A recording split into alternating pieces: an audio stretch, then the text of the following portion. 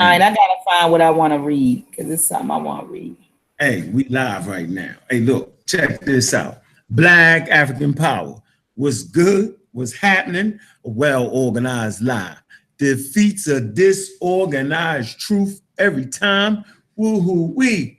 Man, y'all already know what it is, man. It's and Raw Squad up, man. Look, we're in the building and appreciating the 100,000 viewers that's watching right now, right? We want to kind of talk about a little bit of this and a little bit of that, specifically about the Sarnetta TV Awards and the awards that the Raw Squad won. Think we won about what, 5 or 6, something like that. Man, I lost count. All right. And Raw Squad up. What's good, Dr. Mayat? Raw Squad up. Raw Squad up, Brother Ankh. I want to say peace and power, first and foremost, to my Raw Squad members, to Queen, Sister Naya, my brother Asar, definitely the real Black atheist. Peace and power to the brothers and sisters in the chat room. Feels good, Brother Ankh, to be on the panel and just rapping and politicking. And I'm looking forward to tonight's discussion, about the Sarnetta TV Awards. Just looking forward to rendering my thoughts about the awards. Peace and power. Peace and power. Sister Naya, Raw Squad up. Raw Squad up, Brother Sister Naya, the God of SAR. I'm just here to support you guys, just to say I'm truly, truly, truly honored to be on the team, and just wanted to congratulate you guys for the awards and congratulate us for the awards. And I'm just here to show support. Yeah, you was up for award too, though, there, Naya. I'm thinking they cheated you there in that category. Definitely should have won over Umar Johnson, in my opinion. Stop it. Stop. Brother Saul, what's good? What's happening? Raw Squad up. Mocha University. Peace and blessings, family. This is Asar Motep with the Raw Squad and the Madhu Mandela Institute for the Advancement of Science and Culture.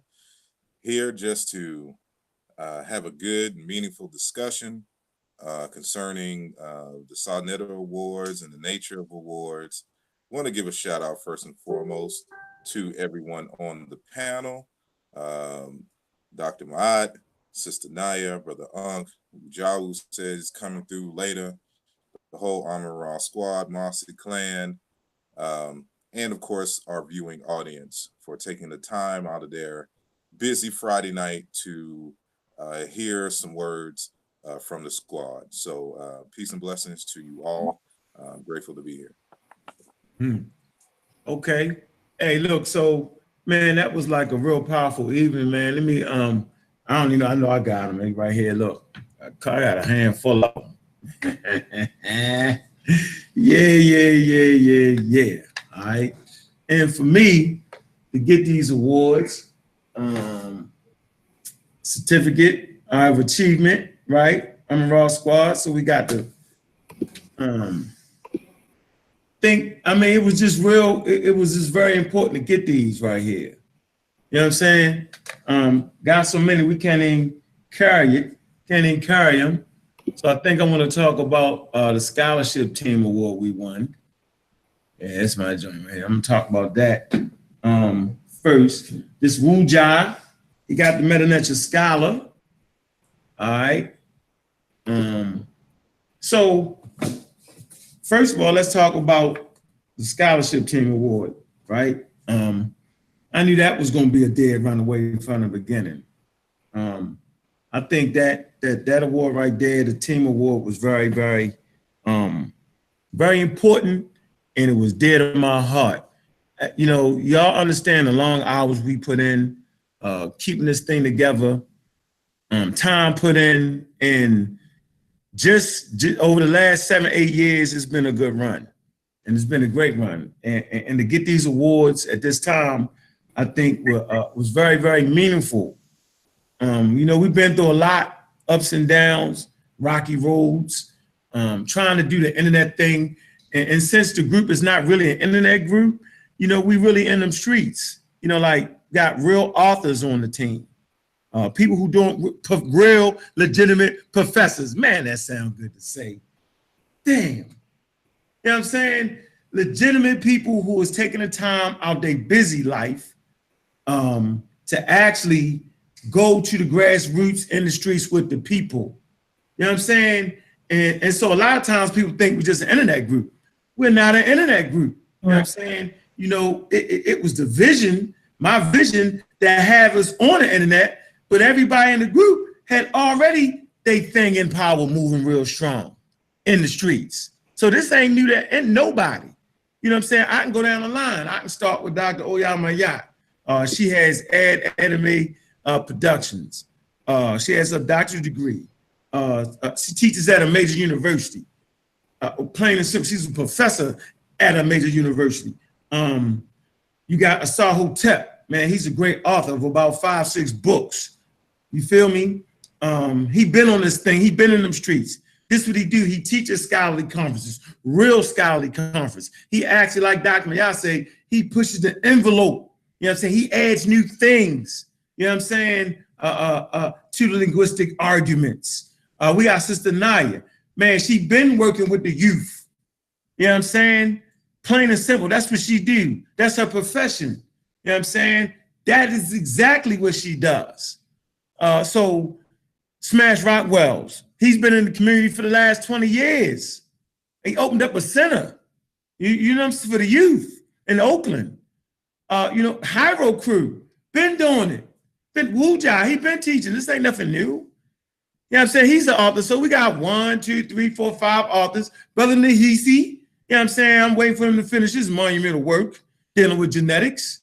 Black Panther, he's authored 2 children's books. You feel me? He's writing a journal. Right now, he's in the midst of putting together Pan-African Journal. So, man, you know, it's real around here. And to take our time out to actually, you know, come amongst the people, I always felt like that was a very, very, very humbling thing for everybody to do. And I appreciate the team. So this particular team award, man, is very humbling, you know, for me. And I appreciate all y'all. Go ahead, Dr. Mayat. You want to say something? We're going on. No, I think that Brother Ankh, you did a beautiful job. I mean, golly, I was sitting here like, God, this man has a superb memory, because you did a wonderful job just describing, you know, everything that that all of us have going on. But one thing I noticed is that you didn't describe yourself, Brother Ankh. You didn't mention what you have going on. You know, I mean, you've been teaching for over, I want to say 10 years. It may be longer than that, but you've been teaching in the community for about 10 years. And in the midst of this, raising a whole family, you know, just opened up a brand new store down in Atlanta, Georgia, a shoe company, Abjuwear, selling merchandise around. I mean, come on now, Brother Ankh, you talked about everybody, but you didn't say anything about yourself, Brother Ankh. And you said that, you know, when you mentioned a star, you said that I always talk about, thank you, Jalen. You said that I always talk about adding, you know, new things to an area of study. But you brought, to me, I feel like you brought academics to the streets. Who was talking about methodology in that community, Brother Ankh, prior to you? Science and evolution prior to you. Look at what you brought to the community, Brother Ankh. So, you know, I want to just take this time out to acknowledge you and all of the contributions that you've made to the community. You know, I think it was humbling that you mentioned everybody else, but I mean, Brother Ankh, I mean, you've been putting in work for years, putting in work, bringing academics, teaching people about research methodology, challenging people to scrutinize sources, you know, promoting science and the importance of science and the scientific method. You brought that to the community, Brother Ankh. And so I just want to take time out to applaud you and to salute you for your contributions as well, brother. Oh, well, thank you. Well, yeah, Sister Naya, I know I ain't get all your accomplishments right. I ain't want to mess it up. Where you at? You know, for me, it's, you know, I'm grateful to be on the team with you, Asar, Sanjeti, Wujawu, Black Panther, you know, because I'm just a student really here learning, trying to perfect my craft, You know, in the world of psychology, you know, I've been doing it since for the last 16 years, and I work with kids who are abused in foster care. And it just keeps me grounded. I really think that our future is in our children. And I think that we have to really be sure that we're really taking advantage of the educational systems, and we're teaching our children, and we're protecting our children, and we're making sure they have great experiences growing up, because a lot of our kids, they grow up in environments that fosters a lot of negativity, a lot of dysfunction. So that's what I primarily do. But, you know, in the conscious community, what I do is I'm just here to just help people to understand the importance of narratives and psychology in our history, because Dr. Amos Wilson, he always said that history is always present. It's in the psychology of the people, and either we are progressing or we are regressing. And I think for Black people now, we're in a regress state, and that's because we don't understand our history and we don't know our history. And so that's why we have so many different narratives. So for me, I'm just a student learning, trying to perfect the craft. I'm just grateful for all of you guys, because you just helped me to be a better person. So. All right, Brother Saw.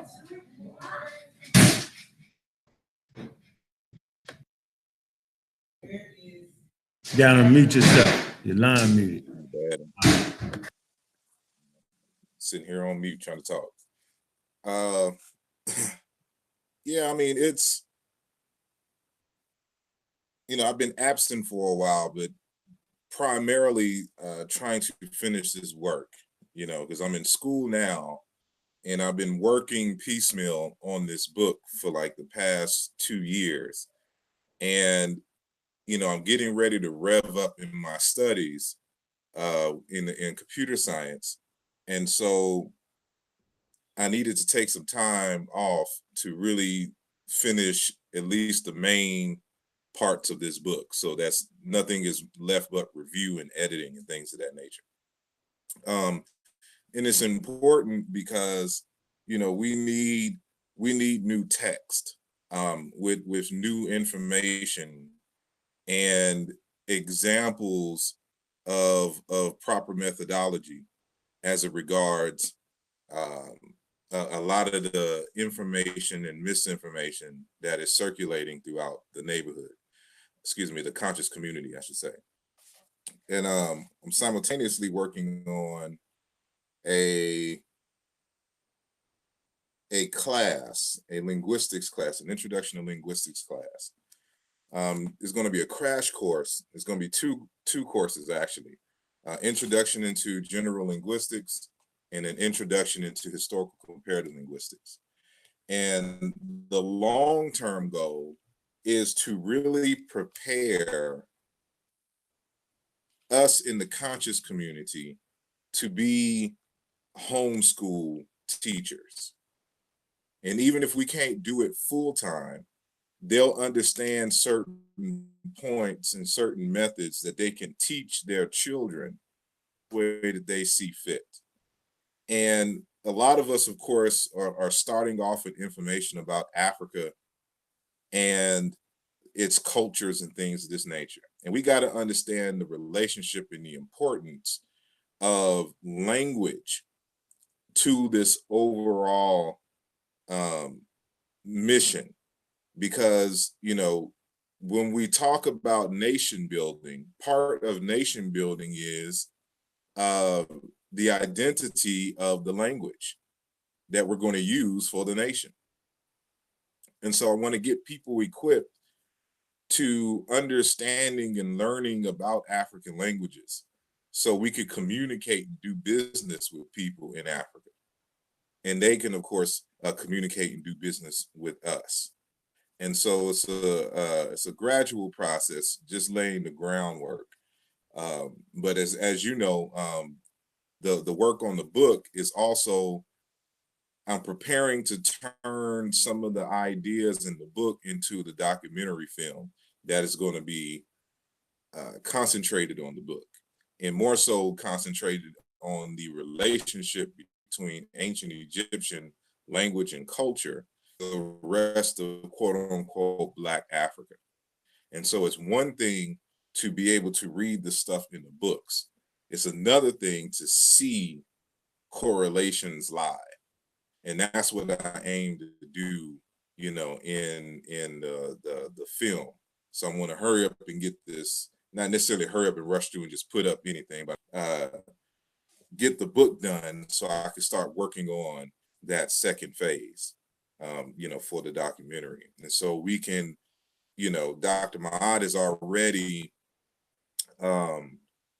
set a standard in terms of the quality of presentation, the quality of information that is being dispensed, in at least in her case, specifically to the youth, you know, regarding our heritage and culture. And so I want to continue, not necessarily with the cartoon, but continue with high quality visual representations of the stuff that we're talking about on a daily basis. Because while, you know, I do plan on in the future writing a little bit more for the layperson, and you know, I try to do my best to mix it to speak to the professionals as well as the community.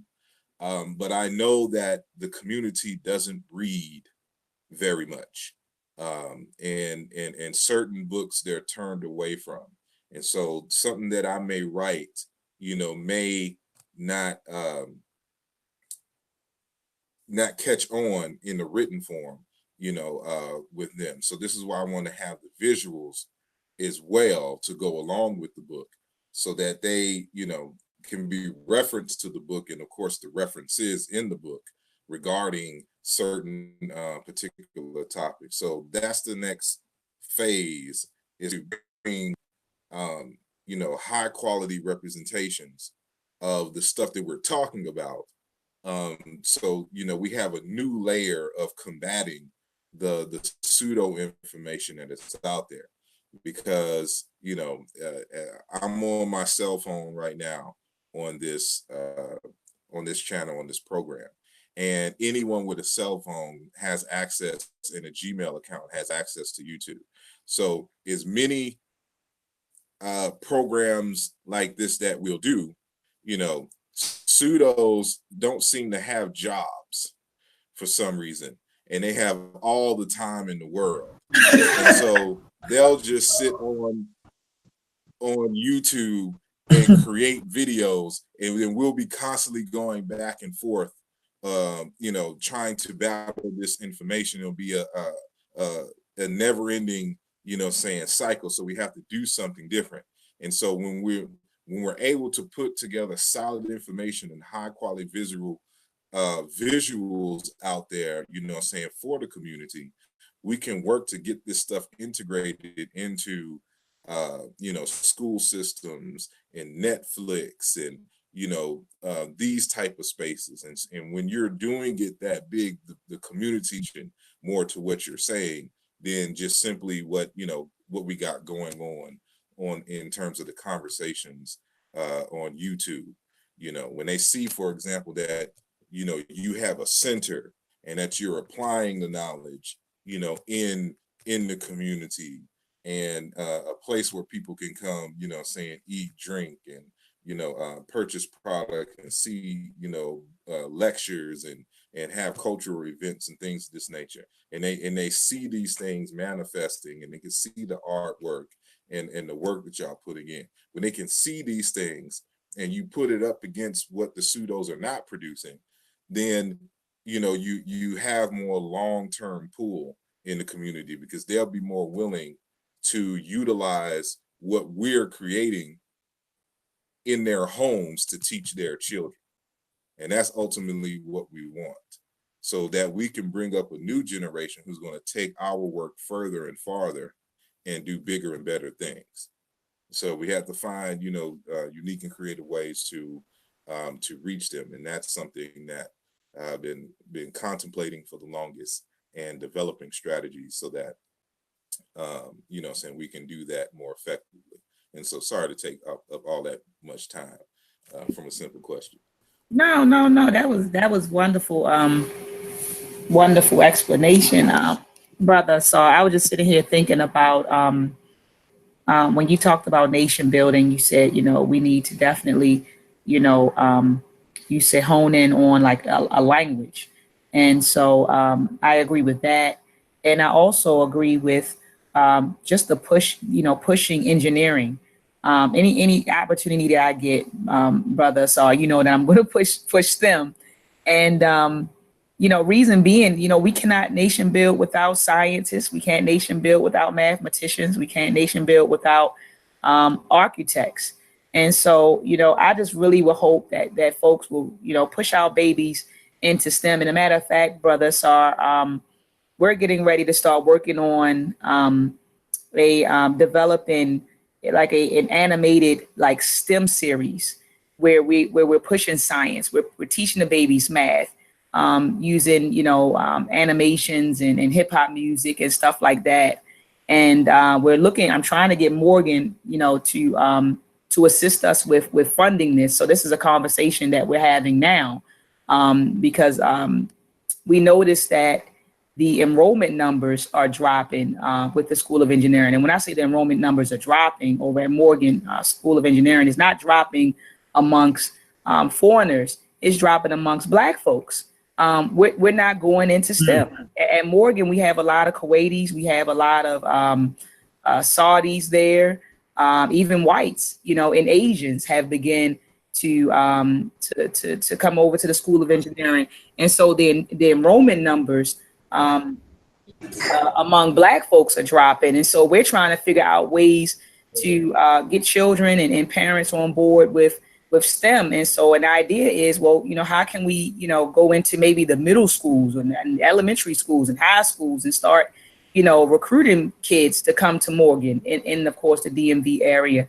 So, we're thinking of different ways. And I said, well, maybe we can start creating and promoting animations and taking them to schools and exposing children to that. So we're also working on that as well. I'm sorry, Brother Aug, did you want to say something?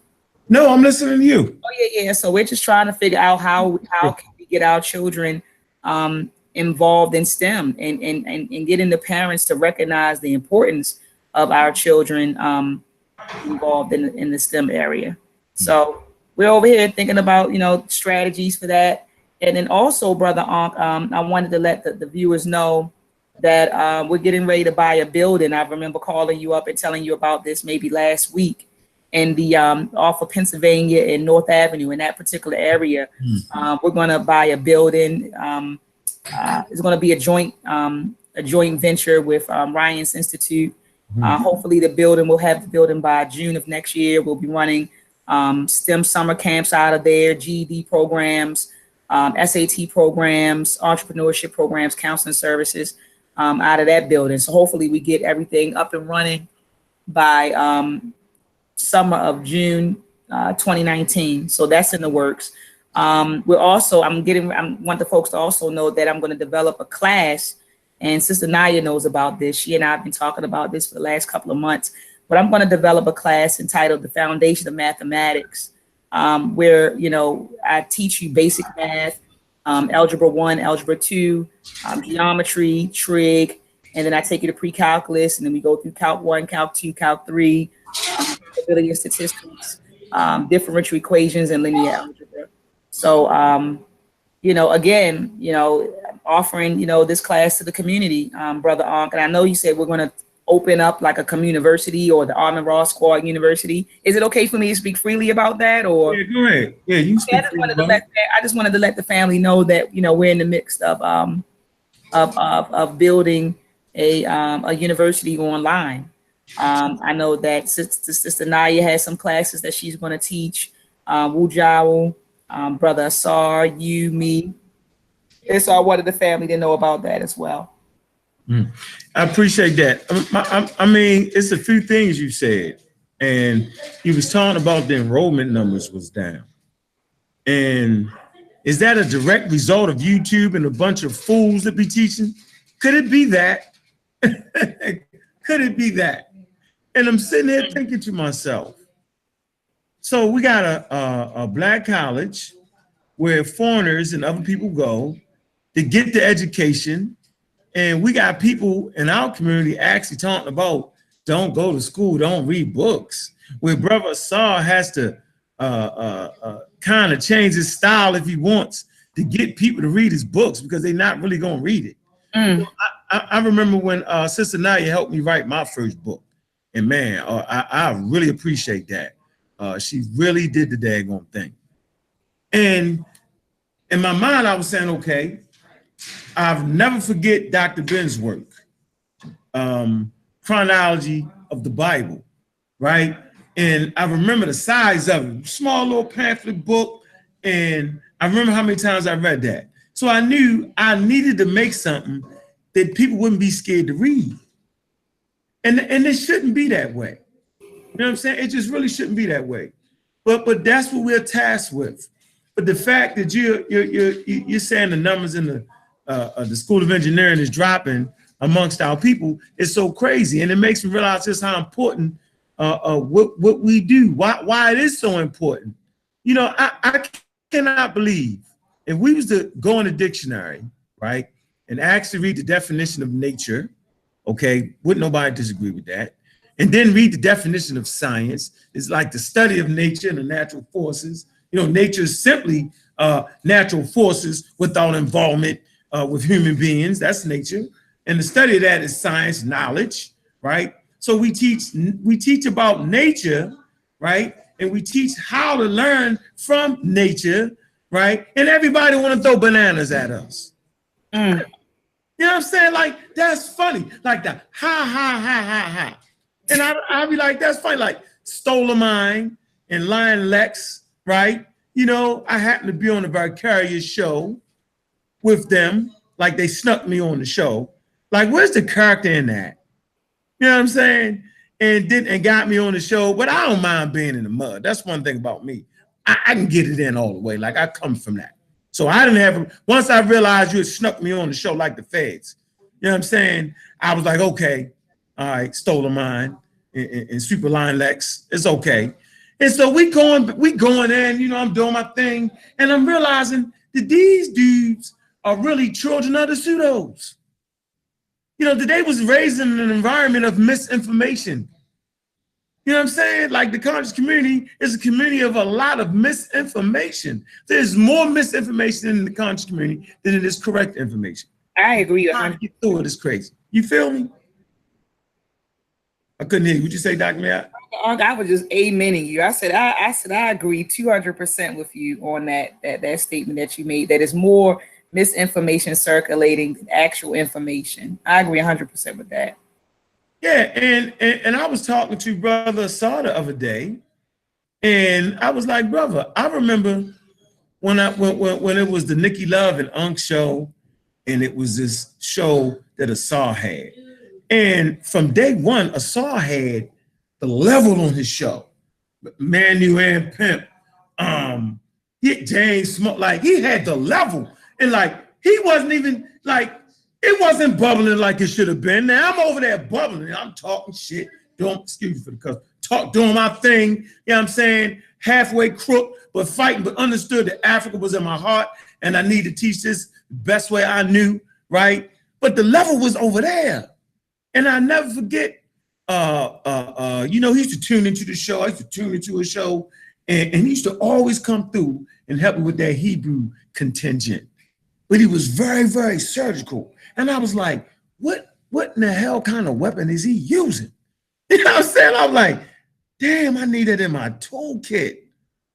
And then I remember Sanjetti came through, right? And he corrected me on something. That was probably the first time that I had been corrected. But you know how Sanjetti do. He did it in a very, very easy, smooth type of way. And I was like, oh, I said, he just threw a punch that I didn't see, right? And he really knocked me out. So let me chill and really see where this brother's coming from.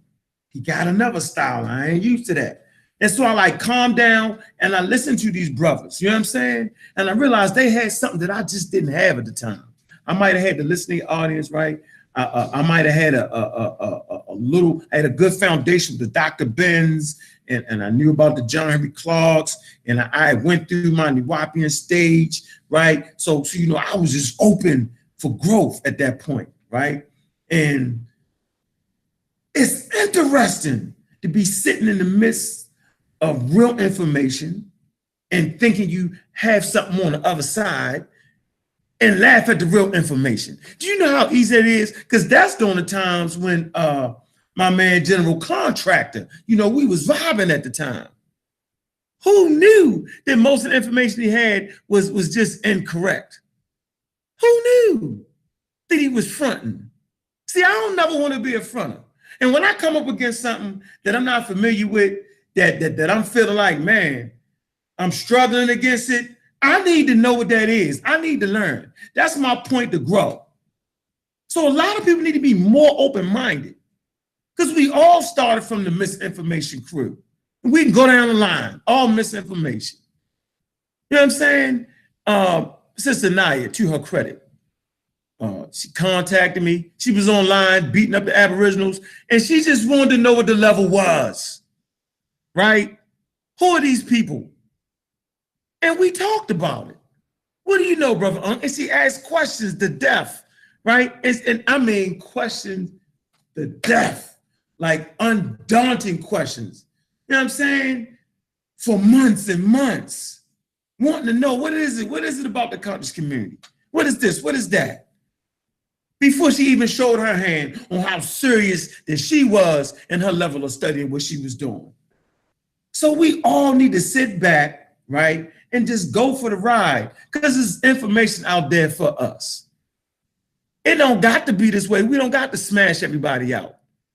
So we giving the definition of what nature is. We giving the definition of what science is. We're talking about African spirituality. You got Brother Black Panther, you know what I'm saying? He's entrenched in it.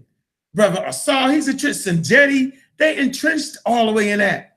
All the way, like all the way. And they talk about nature in a tradition, right? And you talk about the Nile Valley and how they had like nature gods, pantheists, but dealing with, nature. Gods was dealing with nature. They had nature religion.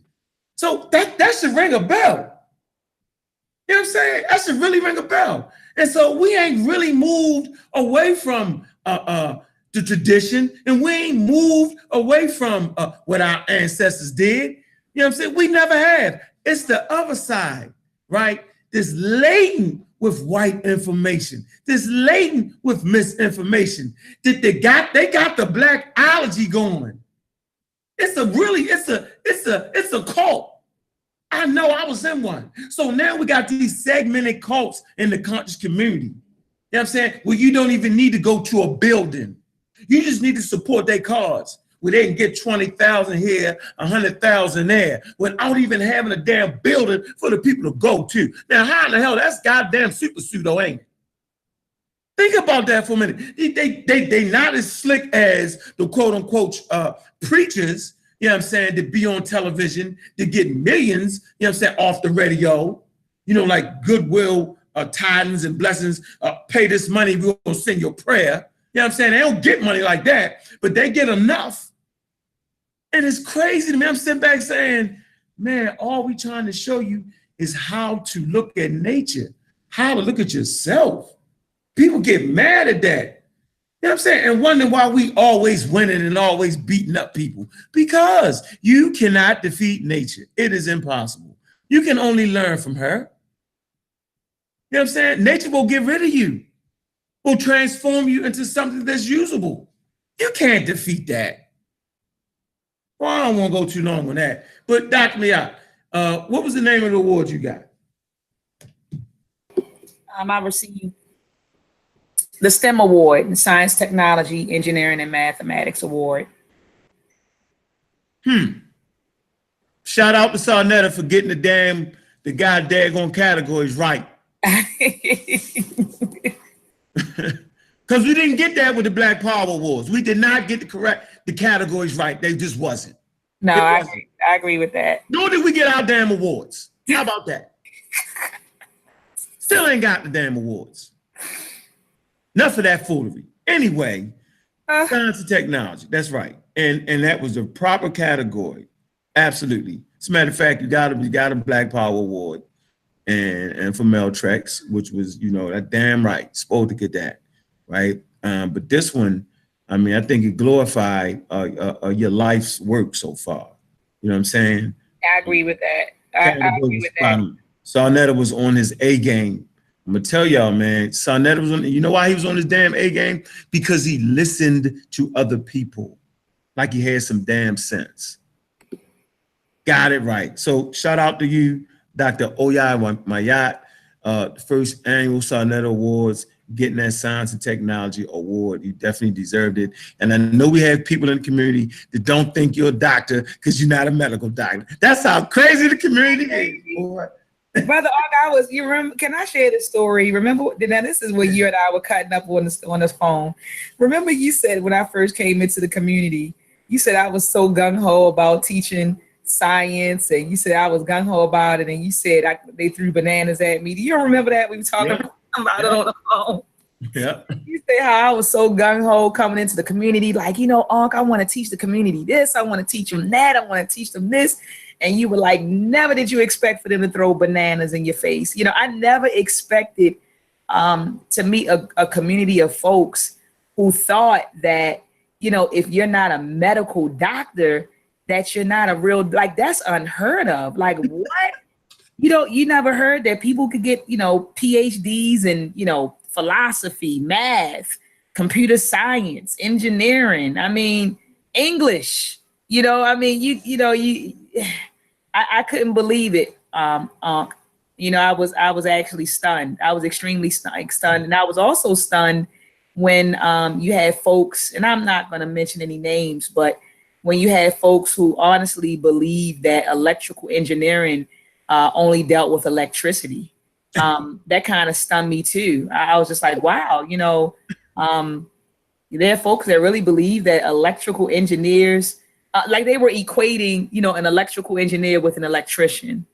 And so it stunned me. It just really stunned me. It really shocked me. I thought that there were folks who knew better, but again, it's been a learning experience for me. I want to thank Sarnetta for the award. And I agree with you that, this award more so speaks to my life's work. I've been, in engineering since 1999. So, this is almost 20, I got almost 20 years in. Mm-hmm. Meltrek, that came about in 2013. But when you said that this award, speaks to my life's work, that's my life's work. My life work is engineering. It is math. It is science.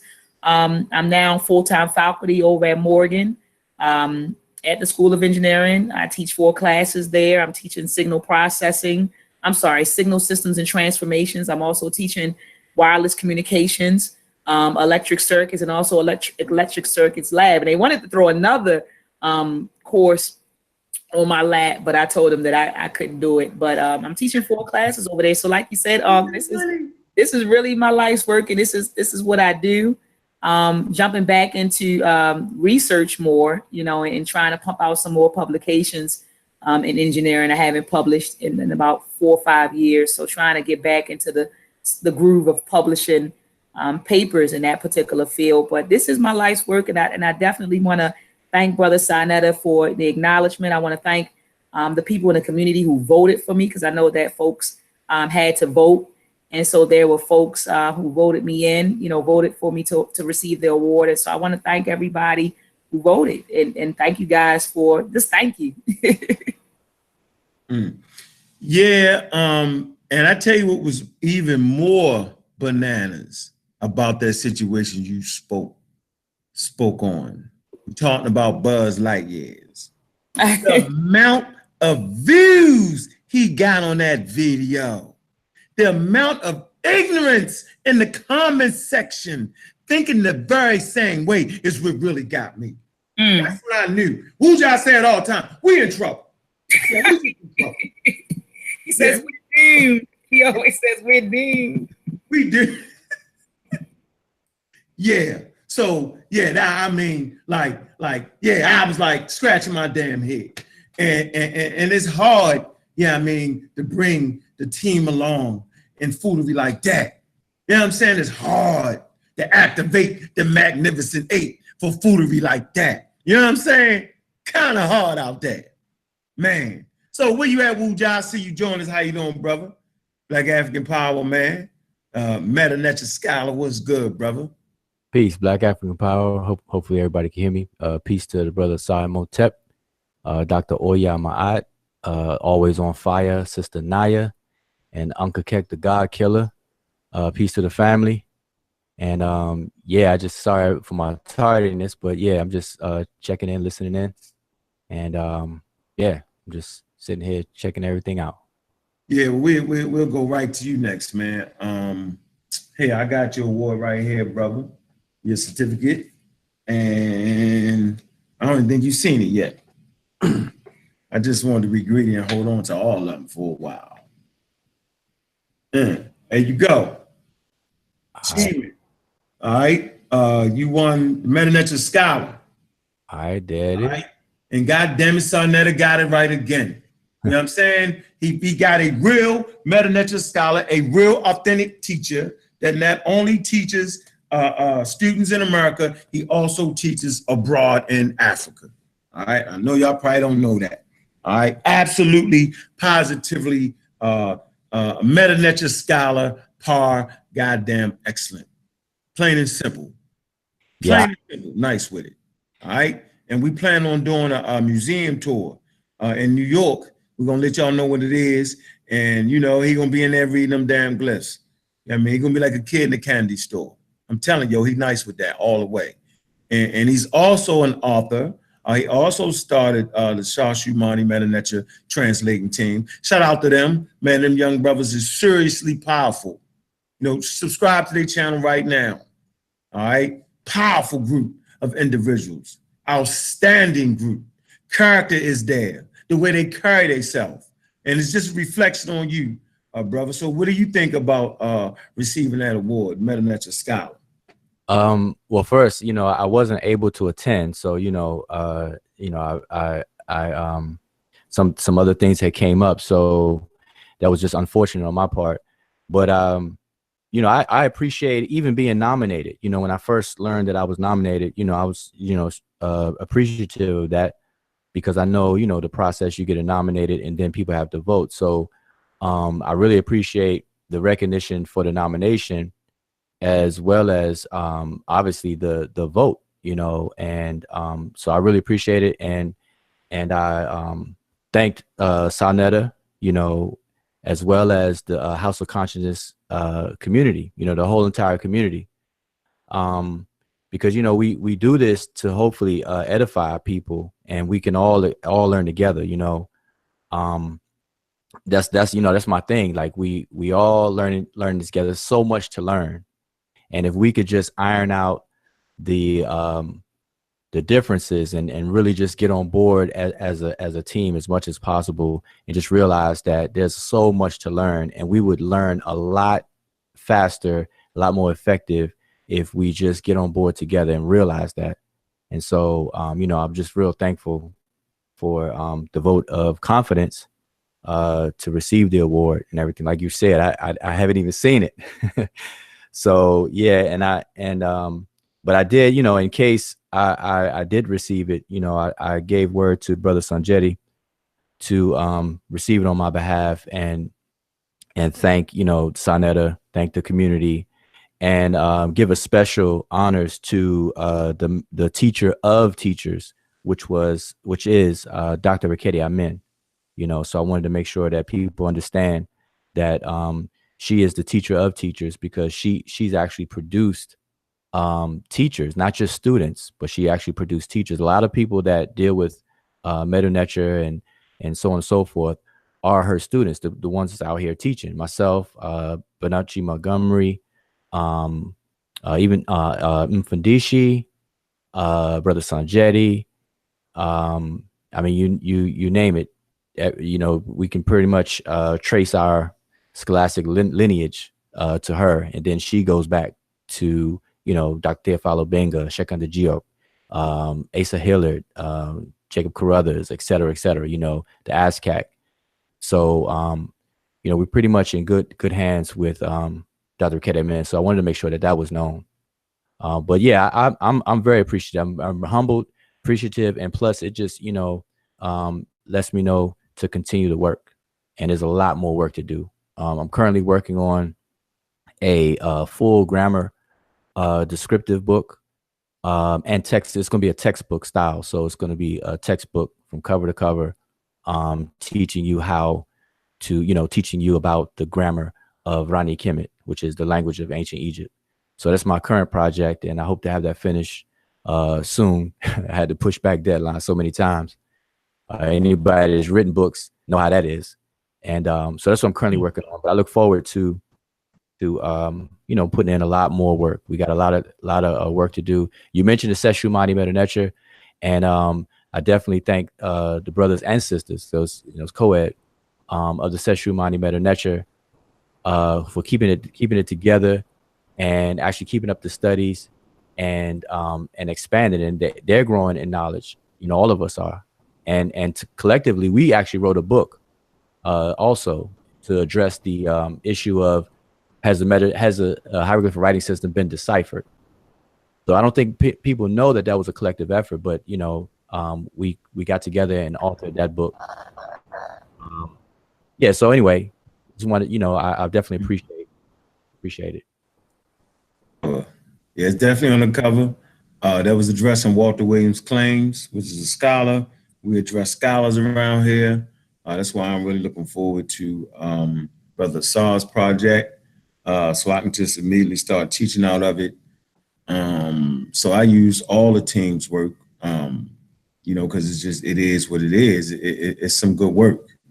I also enjoy reading Smash Rockwell's book, The Handbook to the Conscious Community.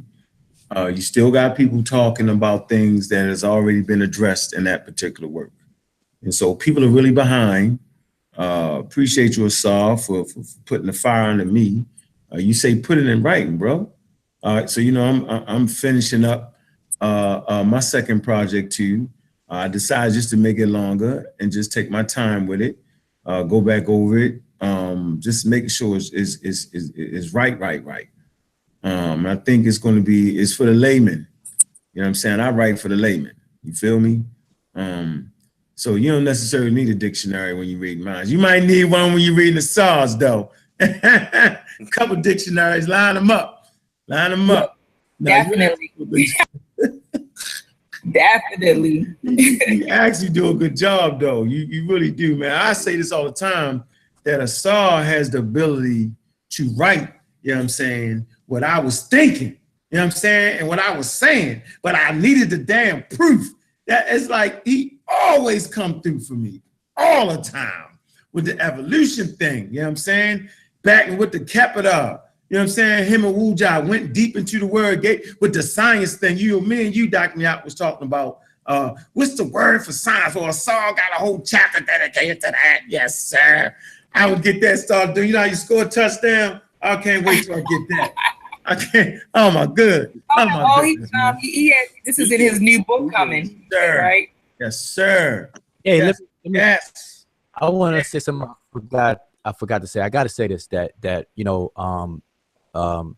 even coming on board the Amun-Ra squad, I thank the Amun-Ra squad because y'all are some amazing colleagues, and they say like minds to get together, and I think we represent that very well. I think we represent a very good mix of individuals and have different focus. I think our individual focuses gel together very well. So I also cannot ever forget to thank the Amun-Ra squad, Brother Asar, Sanjeti, Brother Ben, Dr. Oyama, Naya, Unk, Nahisi. Anybody? I'm not missing anybody else. It's just us, a little crew. So, but you got it. Yeah. So and we keep each other on our toes. And I don't know if people realize that because we don't always agree. And I think we have a very healthy relationship. And our area of focus, I think it works very well. So I just want to make sure everybody understands that, and to thank you all for just having me on the Amun-Ra squad and us doing what we do. Mm-hmm. Hey man, wouldn't have it no other way, bro. Wouldn't have it no other way. Hey, Sister Naya, I think we don't want to gloss over this. Be honest with you, the work behind the scenes that you did, the Sarnetta TV Awards was absolutely spectacular. All right, just the volunteer work, the way it all came together. The damn event was smooth. I don't know how they pulled it off like that. And you was running, and it was smooth. And so I just want to personally thank you for stepping up, you know what I'm saying, for my friend Sarnetta. And that said, you didn't have to do it. You volunteered and you sacrificed for the community. You know what I'm saying? Man, I really just appreciate that. Cause you had that thing running smooth. I just want everybody to know that, Sister Nadia.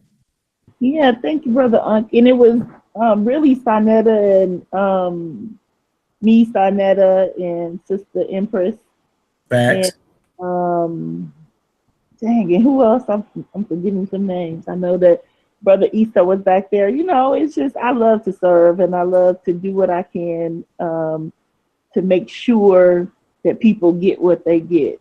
And I enjoy helping people, and whatever I can do to serve I love doing it. Sarnetta is a great person. Every time I call him, if I need something, if I want to jump on the show, he's there and he's always supportive. So, you know, I do appreciate you for giving me an opportunity to go and be part of the show. So I wouldn't have missed it for the world. So I just thank everybody for being there and, you know, and supporting me when I needed to be supported. So no problem.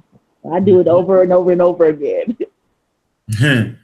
All right. Okay, Brother Saul, man. What was the name of your award? Let me get that straight. Let me just clean up something real quick. I cannot forget the brother Smash Rockwell. No. The brother is so laid back and so incognito sometimes. You know, he's a sniper. I call him the sniper because he'll just come out of nowhere, and he's true to his name. The Magi Archers, you cannot, you know, the archers are already launched in the air, and by the time it hits his target, it's too late. So, you know, didn't mention the brother. I got to mention the brother Smash Rockwell, the Magi Archer. All right. Oh, yeah. That's you already know. Man, ain't nobody got around that book yet. Matter of fact, they try to act like it ain't happened. Right. He really raises the prominence, man, with the Coming on Trial debate, man, with that real legitimate research, combating European academia on the subject matter. Most people don't even recognize that. So that's, man, the role he play across the board. So, okay, Brother Saw, I think you won what, the best book? What you win? What was it? I have no idea. What's the name still has my book. I mean, my award, Sunjeti. I think you won the best. And like Wujawu, I'm saying that because I couldn't make it as well. And so right, Brother Sunjeti you won the best award on my behalf. Yeah, you won the best author. So what do you think about that? How do you feel about that winning that? You know, I'm humbled and I appreciate again all the people who participated and voted, you know, in the awards or for the awards in general, and specifically for those who voted on my text. So I know I was going against Dr. Wesley and who else in my category? I don't know. Who was it? Naya, I know you know. Don't you got the list?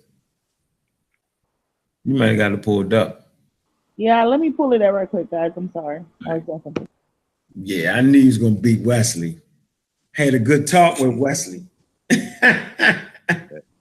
And you know what Brother Wesley said? He said he appreciated the squad, right? Especially Asar Hotep. Because he said he wouldn't respond to none of y'all pseudos out there. But he said the squad is worthy of responding to. Asar Hotep especially is worthy of responding to. Man, that's the biggest goddamn compliment, you know what I'm saying, that a scholar can whole get. book named after me. He said it also on Facebook when he responded, when he published his book. He said that, you know, one of the things that he appreciated about the conscious community is Asar, and how you deal with conflicts is you got to put scholarship, you got to work. So he's been saying that for a while. But when when the words were coming out, I peeked around the corner and I was looking at his face, and he was clapping. So he's a cool person. He's short. I didn't realize he was that short, but yeah, he always compliments Asar. Yeah, I met him. I met him one time out here in Philly at the at one of the Adune Day festivals a couple years ago. So you know, cool brother. Hey, for the category, I'm sorry. Oh, I was going to read the category. It's the best author of the year, and it wasn't against Wesley Muhammad, according to the list. It's Kemet University Press and Dr. Umar Johnson, and then yourself. They had books. okay. Damn, to get the man, Committee Press got about 30 books. Yeah. It's a hell of a man. That was a hell of a victory right there, bro, man. Yeah, it was. But that brings me to kind of to rehash something that was from earlier, and that is like, okay, so one of my favorite conferences to present at is the Cheikh Anta Diop conference here in Philadelphia, started by Dr. Molefi Kiti Asante of Temple University. And this year, if my abstract is accepted, they haven't sent any letters yet for rejection or acceptance. But if it is accepted, my intent is to present on the meaning of the word Kemet. And for those of us, in the Meta Nature community knows that there's been an ongoing controversy between scholars and laypersons regarding the meaning of the word Kemet, which was a place name for what we now know as ancient Egypt. And that being neither here nor there, I'm starting off with a quote from Cheikh Anta Diop, where he talks about how essentially, and I'm paraphrasing right now, how he doesn't like it when someone just takes him on his word without researching. And in the same conversation, because this was an actual interview of Cheikh Anta Diop, and which was transcribed and placed in the book Great African Thinkers, Cheikh Anta Diop, edited by Ivan Van Sertima. And he talks about, the need for young scholars to question and to scientifically criticize or critique his works. And secondly, for the creation of research teams. And that he realized when he was coming up and doing this essential work, which, at least at this time in the early 40s and 50s, he was really the only one doing it. And as a result, he was taking on disciplines for which, it would take people years to master, to come up with the conclusions that he did. And what he was saying is that it would have taken him a lot less time had he had a powerful research team with him. And so in this quote, he's stressing the need for research teams. And so this is something I've been contemplating over the years. And we know that with the UKemet Press, for example, they always stress, the need for research teams, and even have 2 books on study teams and developing research and publishing teams. And so with that, I, and just my fascination just with military and military strategy and war and things of that nature, I'm putting together a curriculum and training for what I call the Diopian SEALs. of course, inspired by the Navy SEALs. And so for those who are not familiar with the military and don't know who the Navy SEALs are, the Navy SEALs are a special units force of the United States military, and SEAL is an acronym for sea, air, and land.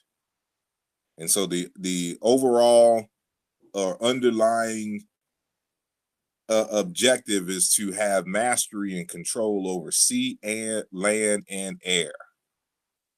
In other words, to be holistic and complete in terms of warfare. And so as it regards this type of research that we're doing, and also with me being an African-centered researcher and individual, which means that what we do and learn has to be applicable and solve the problems of African people. It has the community component to it. And for us, the SEAL is going to stand for science or STEM,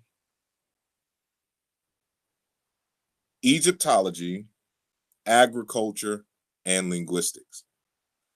And so it's going to be some rigorous training going on for each member, and not everyone is going to be accepted and not everyone's going to make it. But you need an elite force of research teams who come together to solve African problems.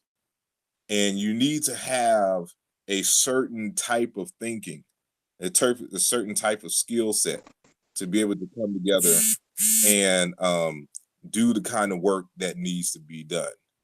And so this is in the works, and I'll keep everyone abreast on that. And again, it's not something, this is not how should I say, it's not going to be for everyone, and it's going to take rigor, and of course we don't have time for pseudos. And so, but we need an elite force to combat, to publish, and to wage war on the forces who are waging war on us, both physically and intellectually. And so again, this is inspired by Diop, and because I can't think of any serious research teams that have come together to publish and to tackle certain problems. It doesn't really exist in the African world community. You have individuals, like we come together as a team, but we haven't published anything as a team.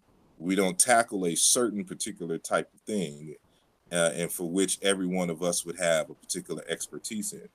Mhm. But we hope to change that, and just become a super strong unit that and to produce other units who are able to tackle some type of energy. But that science and STEM is going to be very important. Like I have a book right now on mathematical thinking, and because I'm trying to, it reminds me, Dr. Mahat made mention of the lack of Black people at her particular institution signing up for engineering and things of that nature. And I think that science has bad marketing, and especially with math. And I'm trying to figure out a better way to grasp mathematics and to be able to teach it so that it can be grasped earlier and more quickly, by us in the community, so that we will not be so afraid to take scientific courses and to get into vocations, I should say, that require mathematics and things of that nature. And so if we can find better ways for people to relate, and this is why for the SEALs team, Egyptology, linguistics, in agriculture and things, we need to be able to solve real world problems for us so that the people can see a reason for using it. If they don't see an immediate reason for knowing calculus, they're not going to grasp it. It's just going to be something that they learn for a test and then forget it afterwards. So that's just an update, you know, from me. And so, you know, there's a lot going on, which is another reason why I'm going to be more ghost and absent from social media in the near future. Yeah, it should take a lot of time, yo. Don't worry about it, bro. I got you. You can read your book and give them the business.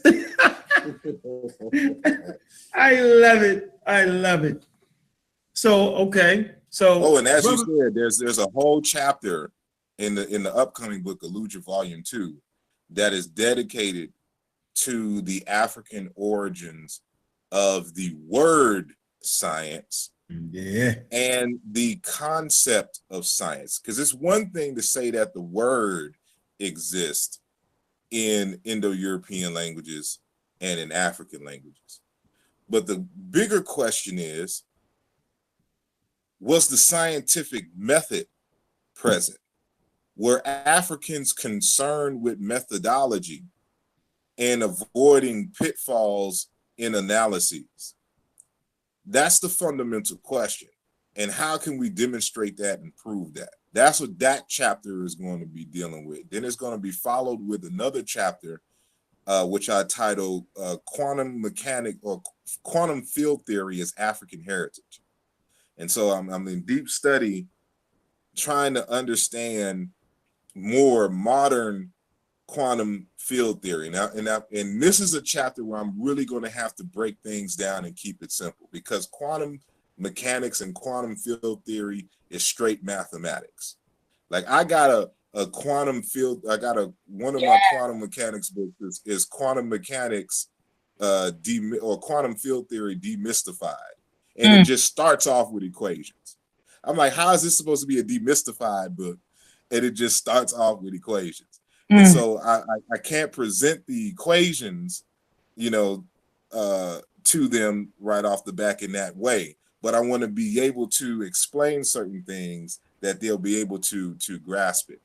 But the equations aren't that important to the underlying message. But I'm seeing that, you know, you're going to have to be very good at math and know about set theory and things of that nature to really kind of grasp quantum mechanics. But I just want to make the point that science, methodology, thinking critically, trying to avoid pitfalls in one's analysis, things that we think is super hard, like quantum mechanics and quantum field theory and astronomy and things of that nature, are in our grasp. It is what we've been doing, you know, as a people for hundreds of thousands of years, and that we can continue to do it and expand on what our ancestors and what the current scientific community is doing with this knowledge. And so when I look at the research that I've done thus far, you know, I wonder how far Africa would be had it not been for the transatlantic slave holocaust, you know, or the invasions from the Arabs and things of that nature, because we were already on quantum field theory, that as just the culture, is just part of the religion, you know, as part of the priesthoods and things of this nature.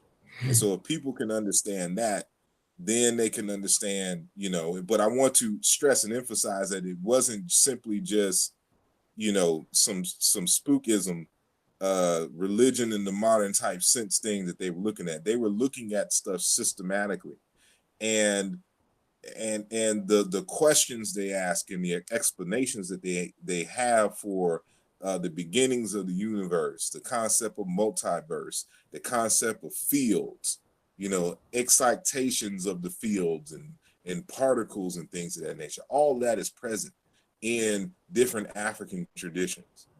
And so it is our job to expand on that in a very scientific and systematic way. Brother Smack. And so we can also, lastly, so we can stop saying that science and methodology is the white man's. That's crazy. What's good, brother Smash? I'm around squad up. I see an icon in there. Where you at? Is he on mute? You on He's mute? on mute. All right. Is anybody familiar with in this particular? Someone put Cat Tuck and Almond. What? Hold on, man. Do y'all see this? This Cat Tuck and Almond and an ancient Egypt and Africa. Say, trust me, he uses African names, titles, and kings, gods, goddesses. He's just saying that I think y'all reading the glyphs wrong or something like that. One of them again, one of those statements. Here you go. Ancient Egypt, his work adds on to the work of Anti Diop's. We have all been reading and pronunciation of glyphs wrong. What do y'all think about that? Well, it's Katukumeni, and that's the author's rendition of the name of King Tut Amen. Right. And it's not saying we read the glyphs wrong, but he's dealing with the pronunciation. So he's using African languages to kind of deal with the pronunciations. This is something that's kind of ongoing among linguists. You know, I know Sarmotep has doing some work with that. So yeah, that's something probably to read and check out. Yeah, I got the journal right here. What's going on, Smash? You just popped in. What's up, brother? Peace to the squad. How everybody doing? Hey, Magi Arches, man. I'm raw squad up. I'm in Raw Squad up in the building. It's good to be on live. How long y'all been getting live and they sending me the link, man? We just our first one. Okay, cool. I'm glad I ain't missed nothing. You know, I miss all the good builds we done put together. Yeah, we back on note, man. We was matter of fact, we kind of mentioned your work, and you know, a lot of times dudes think that we internet dudes, and I was making a point that we're not that, and I spoke to the youth center you done had in Oakland, dealing with the youth. You've been doing that before you've been on the Amaral squad, before you before you jumped in, right? And kind of talk about your book for a minute, how you challenge white academia on said subject. Yes, sir. Well, to go over some of the things you did, few of the youth centers I work with. I mean, we really own a building in Oakland, California, on 50th and East 12th Street that served as a real youth center. You didn't have to sign up or go through the government. We just raised a lot of the young rappers, but that came from my inclination to try to do something ever since I, got a record deal when I was younger. But I worked for United Roots. I mean, I cut the cord. Did the grand opening ceremony at the United Roots Youth Center in West Oakland, or over there, downtown West Oakland. And then I also spent a few years working with Too Short, Mr. FAB, and a few other people over at Youth Uprising in Oakland. So that's just something we do when we get an opportunity and the time. It's just fun to be tied in with the streets like that. It was my way of being connected with the streets, that I didn't have to stand on the street corner and be out there grinding and nothing. And excuse me for having my avatar up, but I'm kind of like driving right now. But, and then when you want to start talking about the work, man, everything really was inspired by just trying to keep up with the Amen Ra Squad. I mean, we all know we just different versions of the same individual. And, I'm like, man, if these brothers getting it in like this, then I got to get it in like this. I got the passion. And what I'm saying? It was like my vocation more than my occupation. I would say, like Brother Manu Ampin would say, what I'm saying? And so putting out my work was really just my effort in keeping up with the Amen Ra Squad. You know what I mean? Yeah, he did a goddamn good job there. They still running from the damn book. Yeah, I told y'all when those arrows are in the air, you don't know they're in the air because people don't usually look up, and then by the time you target, it's too late. That's what I told you. I appreciate that. One thing about what you were saying, brother, I mean, like, I learned even how to put sources in the book by looking through a SARS book and then learning what type of the different ways you cite notations and how I was messing things up and stuff like that. And so, but to speak on something you said earlier about that microwave and that internet, they can look through our sources. You won't be able to find half the books online. I'm talking about on the whole Google. You can't find the book in Google. You got to go access it in the real world. And so that just says something about some of the work we have to do to, build these materials. And I'm not speaking like no accomplished author. I'm just a rapper who try to keep up with the squad and independent researcher who do my thing. You feel me?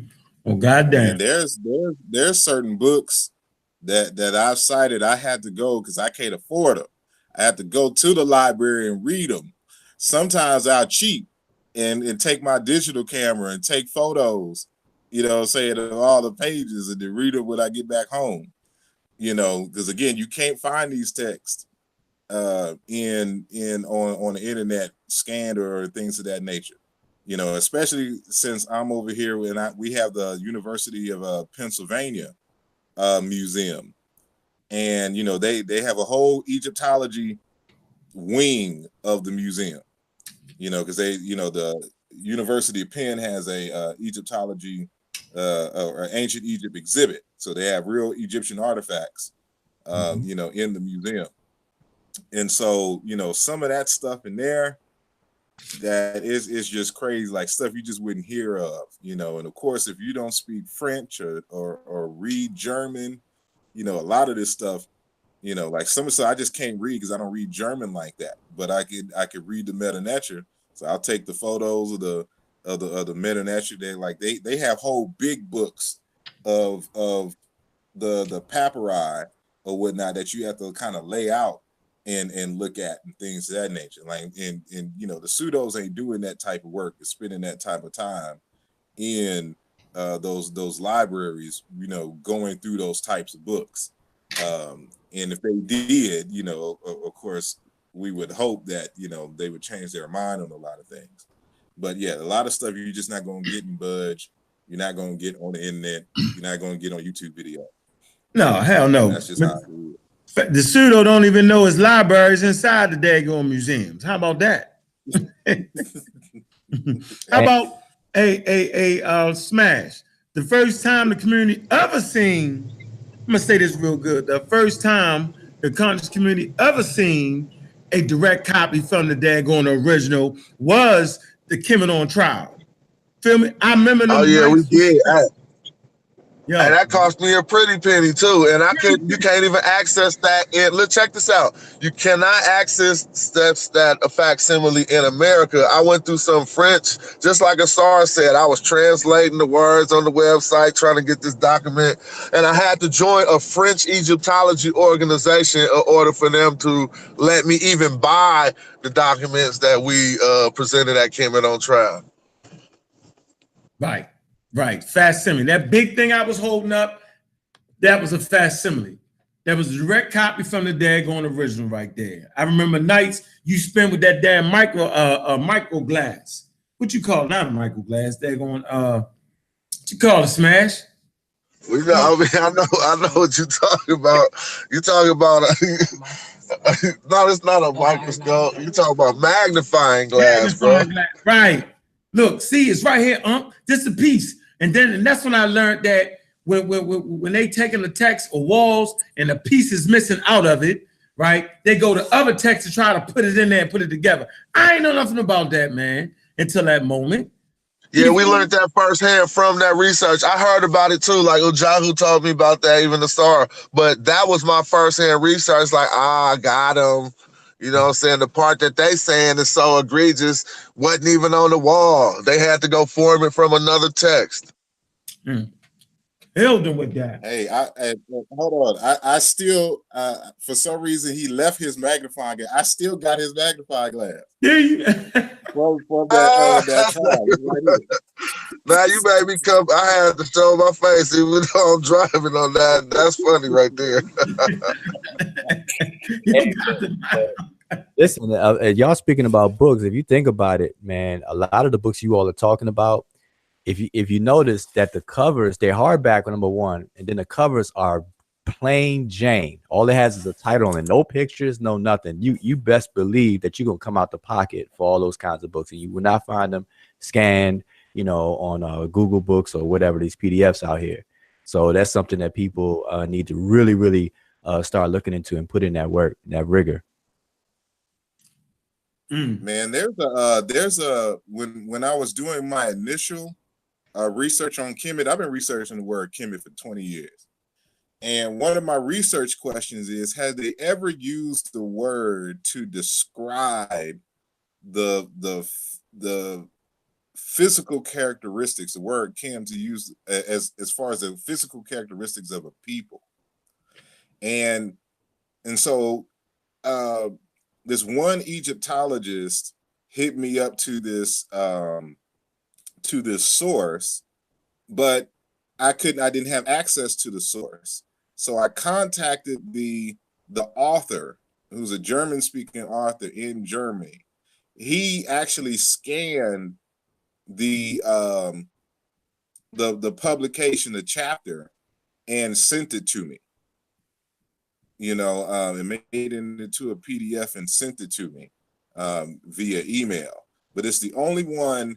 It's the only source that I know where the word Kim is used to describe the skin color of someone else, but it's not by the Egyptians themselves. It's by the Greeks. The Greeks use the term Kim to describe the physical characteristics of a Nubian woman, and that she had this round face, and she was Kim, and she was black as skin. They didn't use their own word. For it. They use the Egyptian word for it.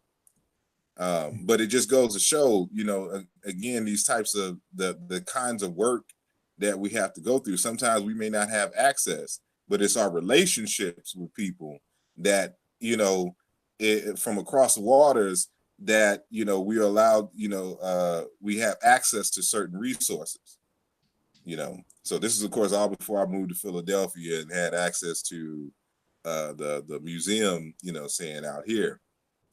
But and they got Theophilo Benga's works in there. They got Cheikh Anta Diop's works. They got Oscar Pafuma, Dr. Alan Anselin. I think they have one or two of Bilolo's works, his earlier works. They have African scholars in that mug, but they're all French speaking and German speaking, Africans.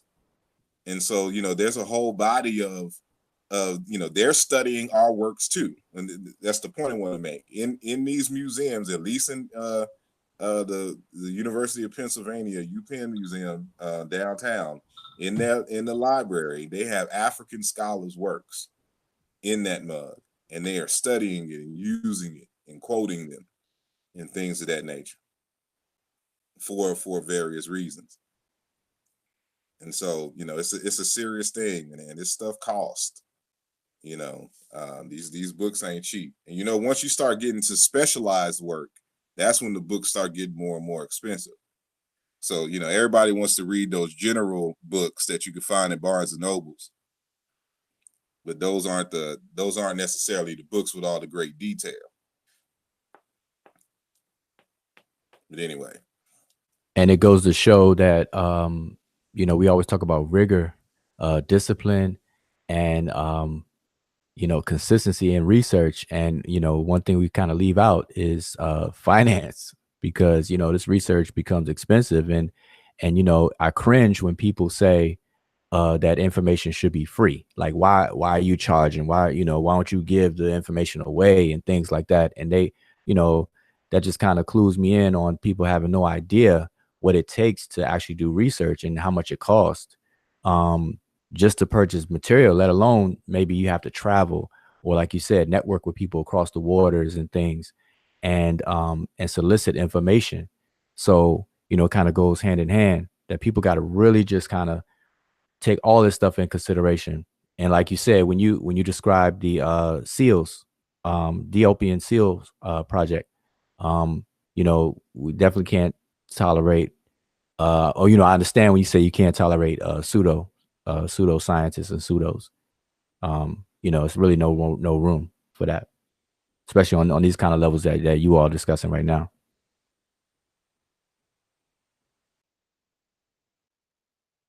I'm probably on the phone again. Yeah. So we just gonna have to take over the show. So So who went to? So Dr. Maad went, and Sister Naya went. You know, kind of describe the awards for those of us who didn't make it. You know, in terms of the ambiance, in terms of you know, vendors and just the whole atmosphere and environment. I'm gonna let Sister Naya. She's been quiet, and I feel like I've been kind of rambling on. But Sister Naya, I'll let you describe it. I mean, it was phenomenal. But I'll go ahead and let you go first, and then I'll follow. Well, how you gonna let me describe it when I was backstage? I got one question for you, Naya. I got one question. Okay, sir. I got one question. Did you spill any juice on anybody? I didn't. I wasn't around anyone. I was backstage mainly, and I didn't spill any of my wine. Okay, I was just checking. Just Come on, Dr. Ma, you gotta describe it because you already know that I was backstage. So let me just talk a little bit. Yeah, you were working behind the scenes hard, and I was back there with you here and there. But it was beautiful. The ambiance was it was phenomenal. I felt like Sinette. I gave him a big hug and kiss backstage. I think he did an awesome job, and everyone who pulled together to make the night what it was. I mean, everyone, the team, did a phenomenal job. I particularly liked the ancestor tribute, or the tribute that they made to the ancestors. It was like a slideshow presentation, and they put up pictures of our ancestors, and we stood up, and they played the song "Change Is Going to Come," and so you know, it was just very emotional for me looking at some of the, you know, the ancestors. You had Barashango, Shaka Musa. They threw his picture up. Elijah Muhammad, of course, Diop, John Henry Clark, you know, Dr. Ben. So they had, you know, Dr. Francis Cress Welsing. So they did a beautiful slideshow presentation of our ancestors. I thought that was beautiful. The entertainment was phenomenal. They had a comedian there. He was funny. They had a singer. There was a woman who sung, I forgot her name, Sister Naya, but the sister who sung If Only You Knew How Much I Do, the Patti LaBelle song. I forgot the sister's name. But she did a wonderful job singing. They had an African drumming band there who played like in between the categories and during the intermission. Red Pill and Blue Pill got on stage and they rapped. So I mean, the entertainment was beautiful. It was off the chain. Did I leave out anything, Sister Naya? No, you didn't. You didn't leave out anything. The vendors were on point, of course. You know, Abjuware was in the building. Brother Ankh was there with all of his merchandise. We were there. I had my two sons in the back. They were vending Meltrek, and Brother Ankh, we came up. We did all right at the sign of the TV Awards. I'm not going to tell my business, but we did all right at the sign of the TV Awards. I mean, people definitely supported the vendors. Yeah, you lucky one. He ain't give no time. That's what he messed up at.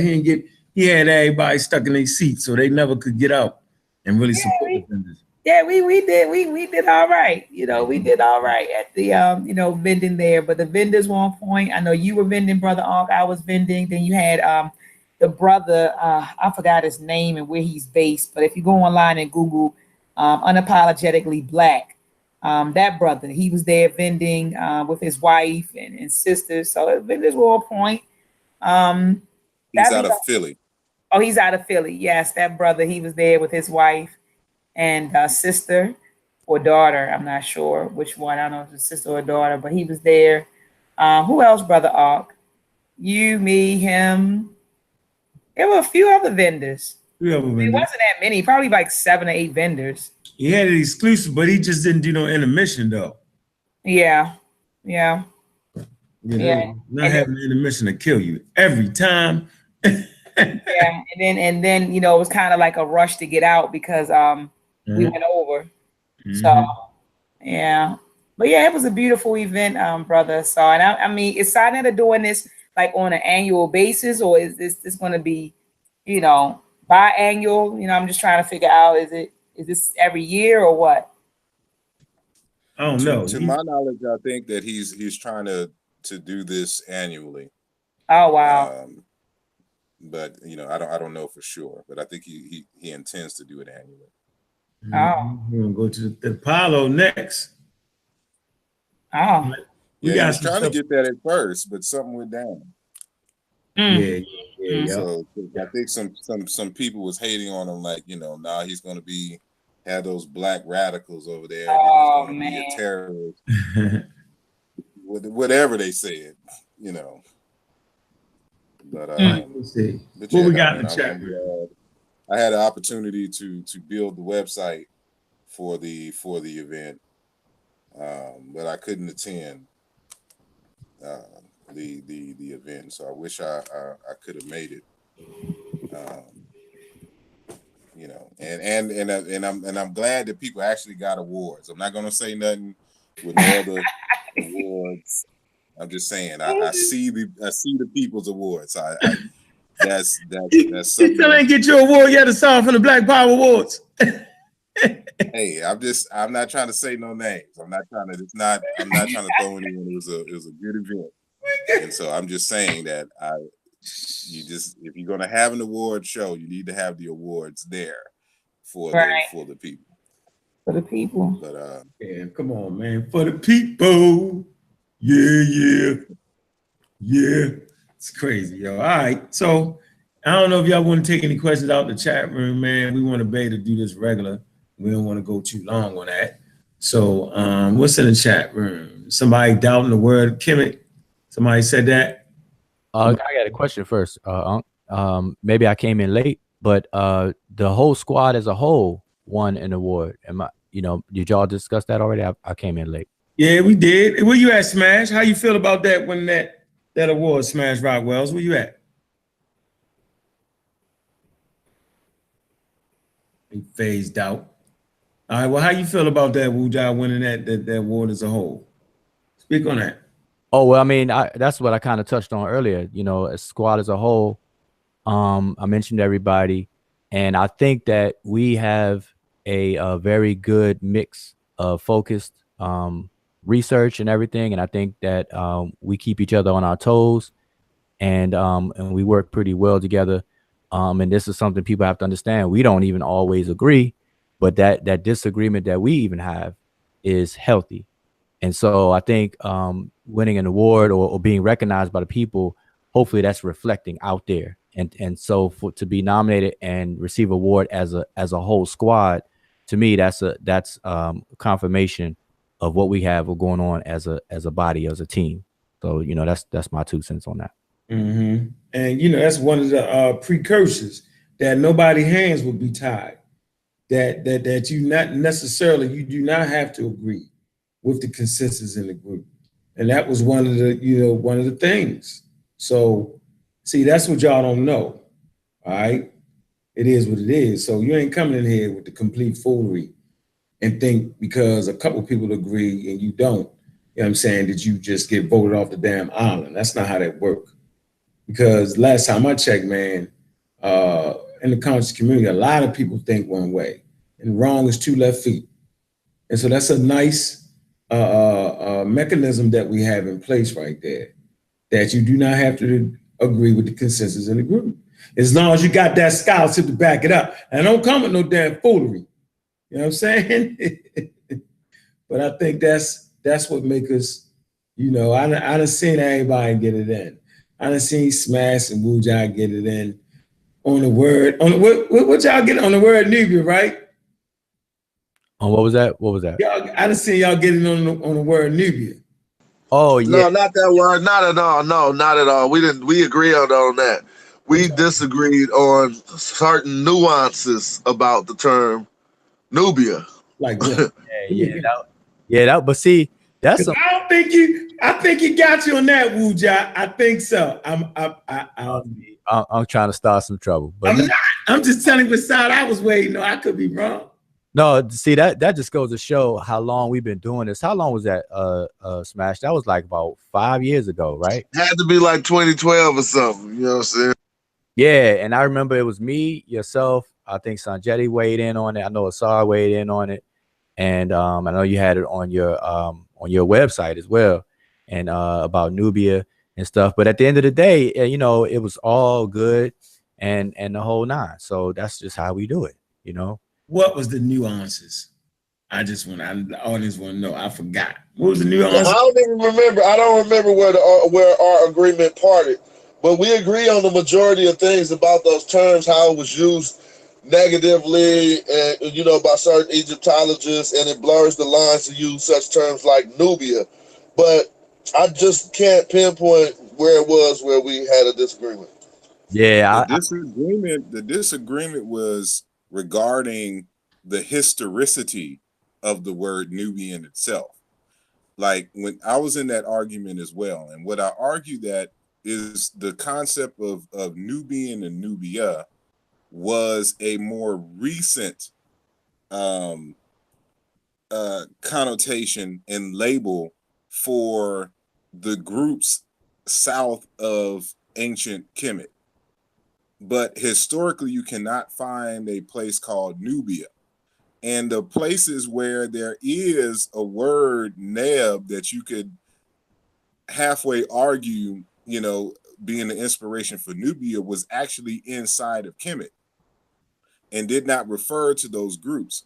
When the Egyptians referred to those people, they referred to individual locations and individual ethnic groups in places. And so it's just what I argued was that it's just the Egyptologists being lazy and just trying to use that term to reference, quote unquote, all the Black people that were south of Egypt and trying to separate them from the so-called white Mediterranean Egyptians.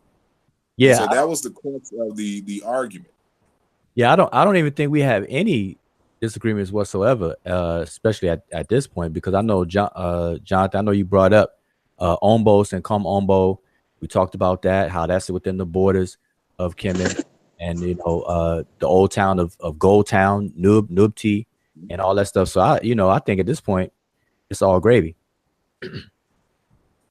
Yes, indeed. And but that's a testimony to what you were saying, as a squad. That's healthy. That's what I was referring to. That's healthy discussions, healthy discourse between us, and then when we present it to the public or try to educate or chime in on conversations, we just better equipped because we went through it. So that's how you do it. What's the name of this book? Do you mind sharing an opinion on ancient African kingdoms on the Nile? Nubia by Fisher. Who is that? Y'all familiar with that person? I'm not. Huh? Maybe the author, but not that book. Yeah, me neither. What's Fisher? What? Oh, do you guys have your opinion on ancient African kingdoms on the Nile, Nubia by Fisher, Lokavada, Ikram? Okay, yeah, I can't give my opinion. See, that's one thing the squad doesn't do. Let me make this clear. One thing, no members on the squad will form an opinion on a book that they have not read. Hell no. Let's make that clear. Tried it one time, got beat down.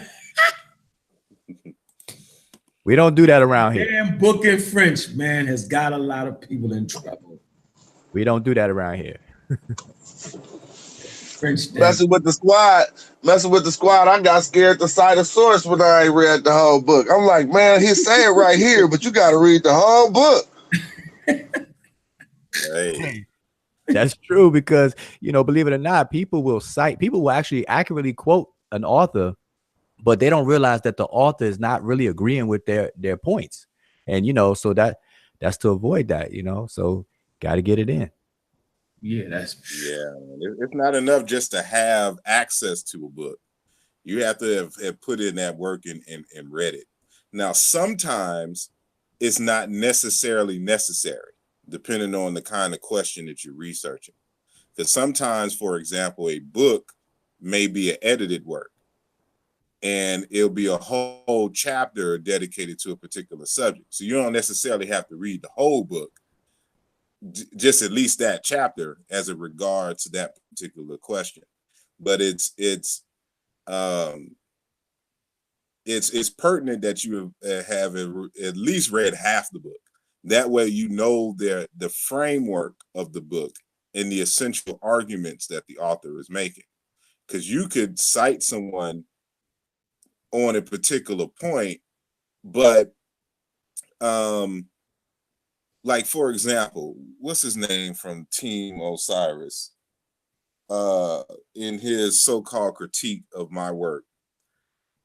One of his critiques was that I was citing sources that believe in, for example, the Niger-Congo hypothesis or the Afro-Asiatic hypothesis.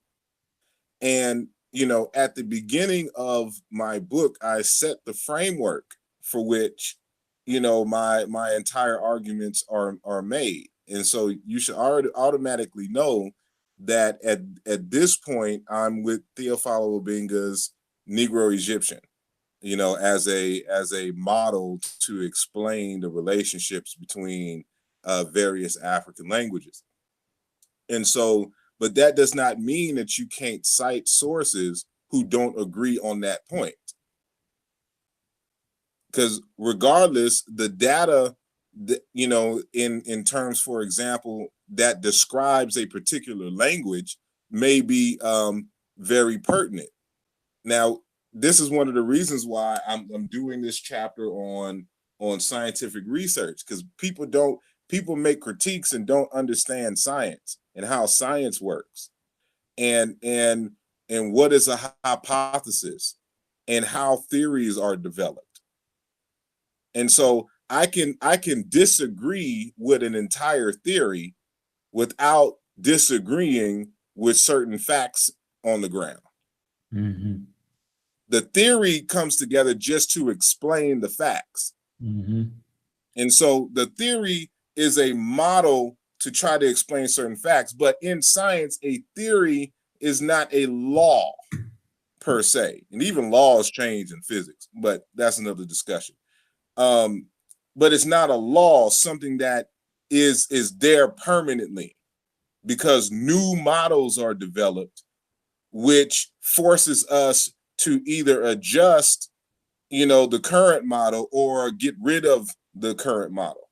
So, for example, if we're talking about the relationship between African languages, there were models proposed by early researchers that on a so-called phylum level, they argued that Afro-Asiatic, the label, best explains the relationship between the languages of Berber, Semitic, Chadic, you know, Omotic, and Cushitic languages in ancient Egyptian.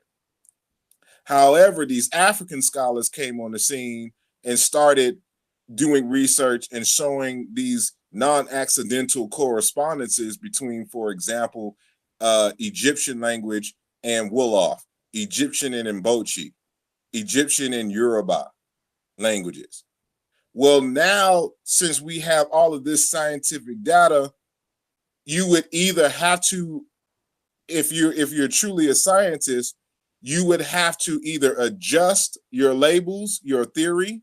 And so Afro-Asiatic is a theory, Niger-Congo is a theory, or you would have to get rid of it because the theory explains the facts. So now that we got new facts, you have to get rid of the Afro-Asiatic, Niger-Congo, because those theories no longer explain the facts.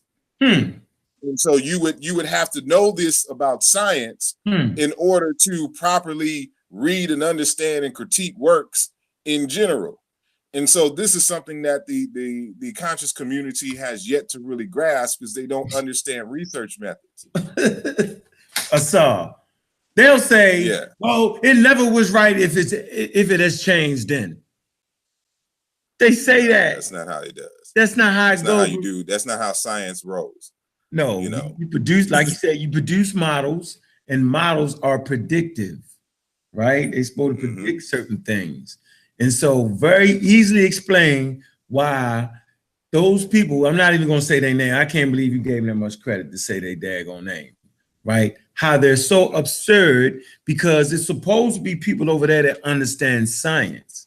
It's common sense. If the facts that are now been brought out, okay, no longer, you know what I'm saying, support, you know what I'm saying? No, let me say this right. If the new facts that are now brought out explains what the old theory explains, plus adds to it, then you can absolutely overturn the old theory. That's how they do it in science. That new theory that has been proposed explains exactly what the old theory explains, and it adds to it. And that's exactly what the work, you know what I'm saying, that you've been working on and the other brothers have been working on, it does that absolutely. I just want to make that point right there. And people have to realize that science is an endeavor that is self-correcting.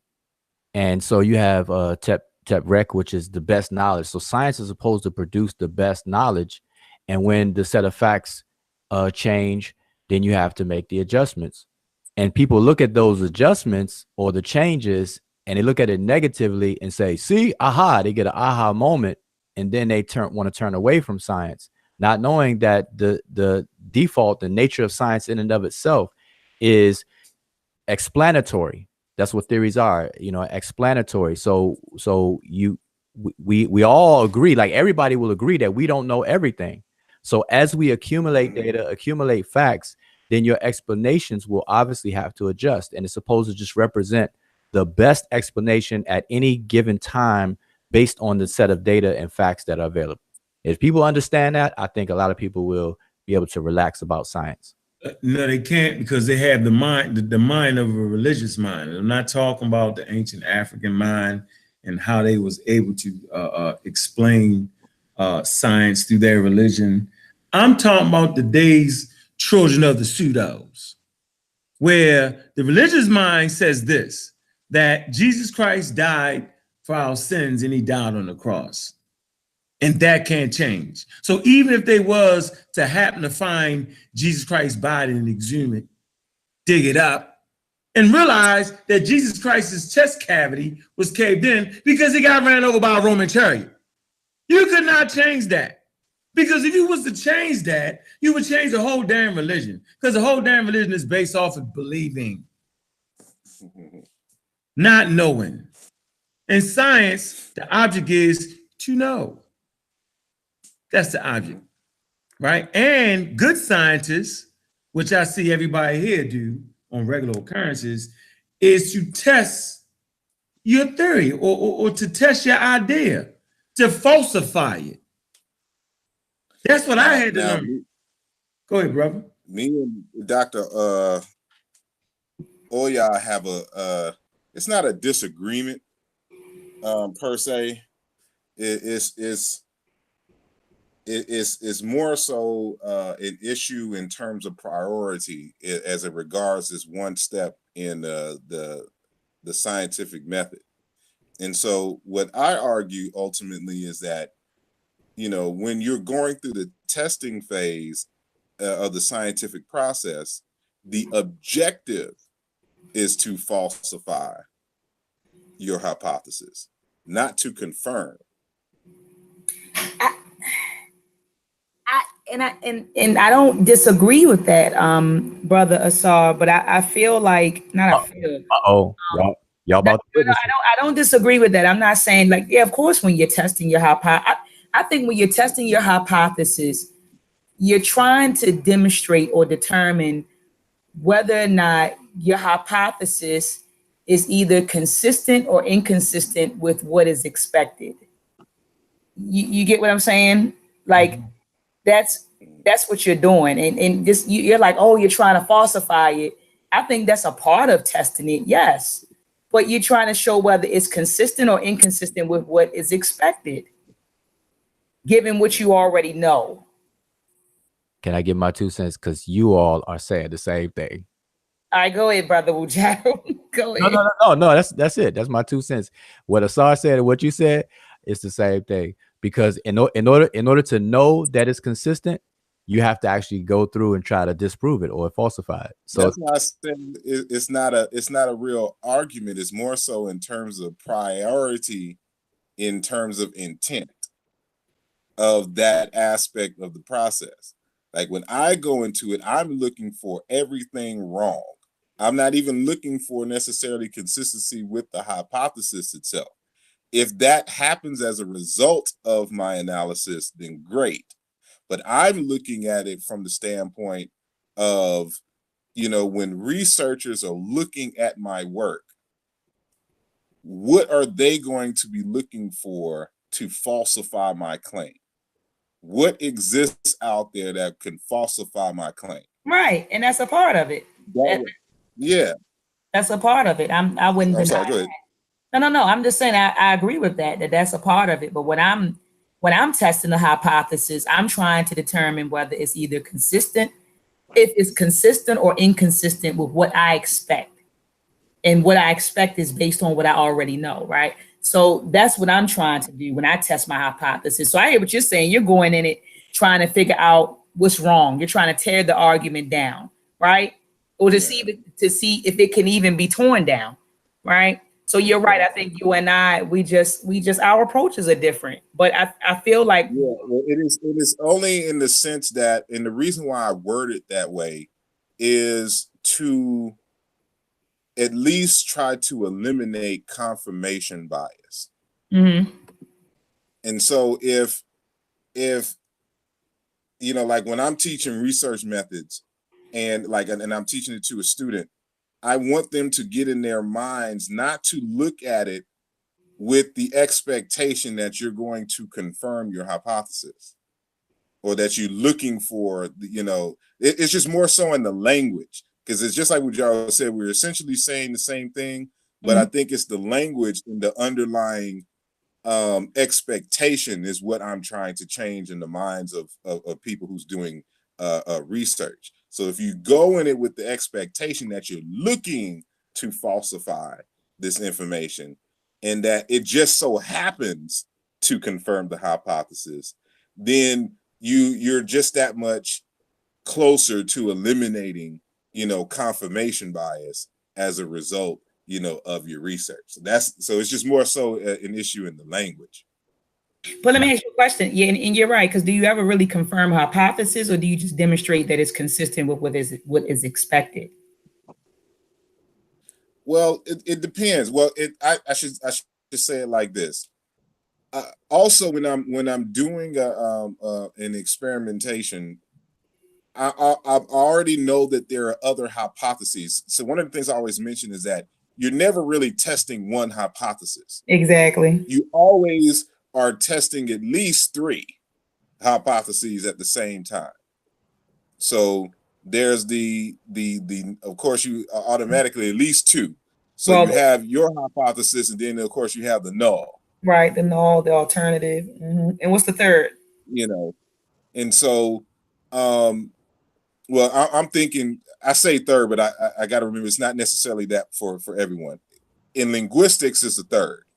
So, you have a cognate, you have a of course a non-cognate, and then you have chance. And so when you're doing experimentations, what we want to do is eliminate chance as a reason for the seeming correlation between the phenomenon which we're studying, so to speak, and borrowing, right? And so the objective is to eliminate all the hypotheses. That's why I say for me it's about falsification, because you're trying to eliminate all the other hypotheses, and then what is left is more than likely probably the truth.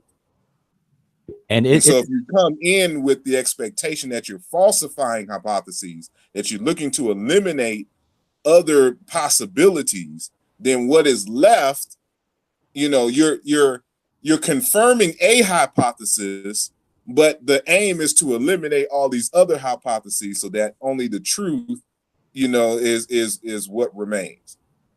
And isn't that the fundamental meaning of the etymological meaning of the word science, like to cut, divide, to slice, to kind of cut away. It's to separate the wheat from the chaff, essentially, to make because ultimately it's used in a metaphoric way in terms of to make a decision. So we have all these, in other words, to make a decision means that we have options.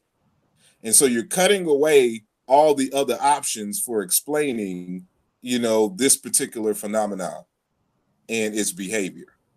Because ultimately we're always studying the behavior of something.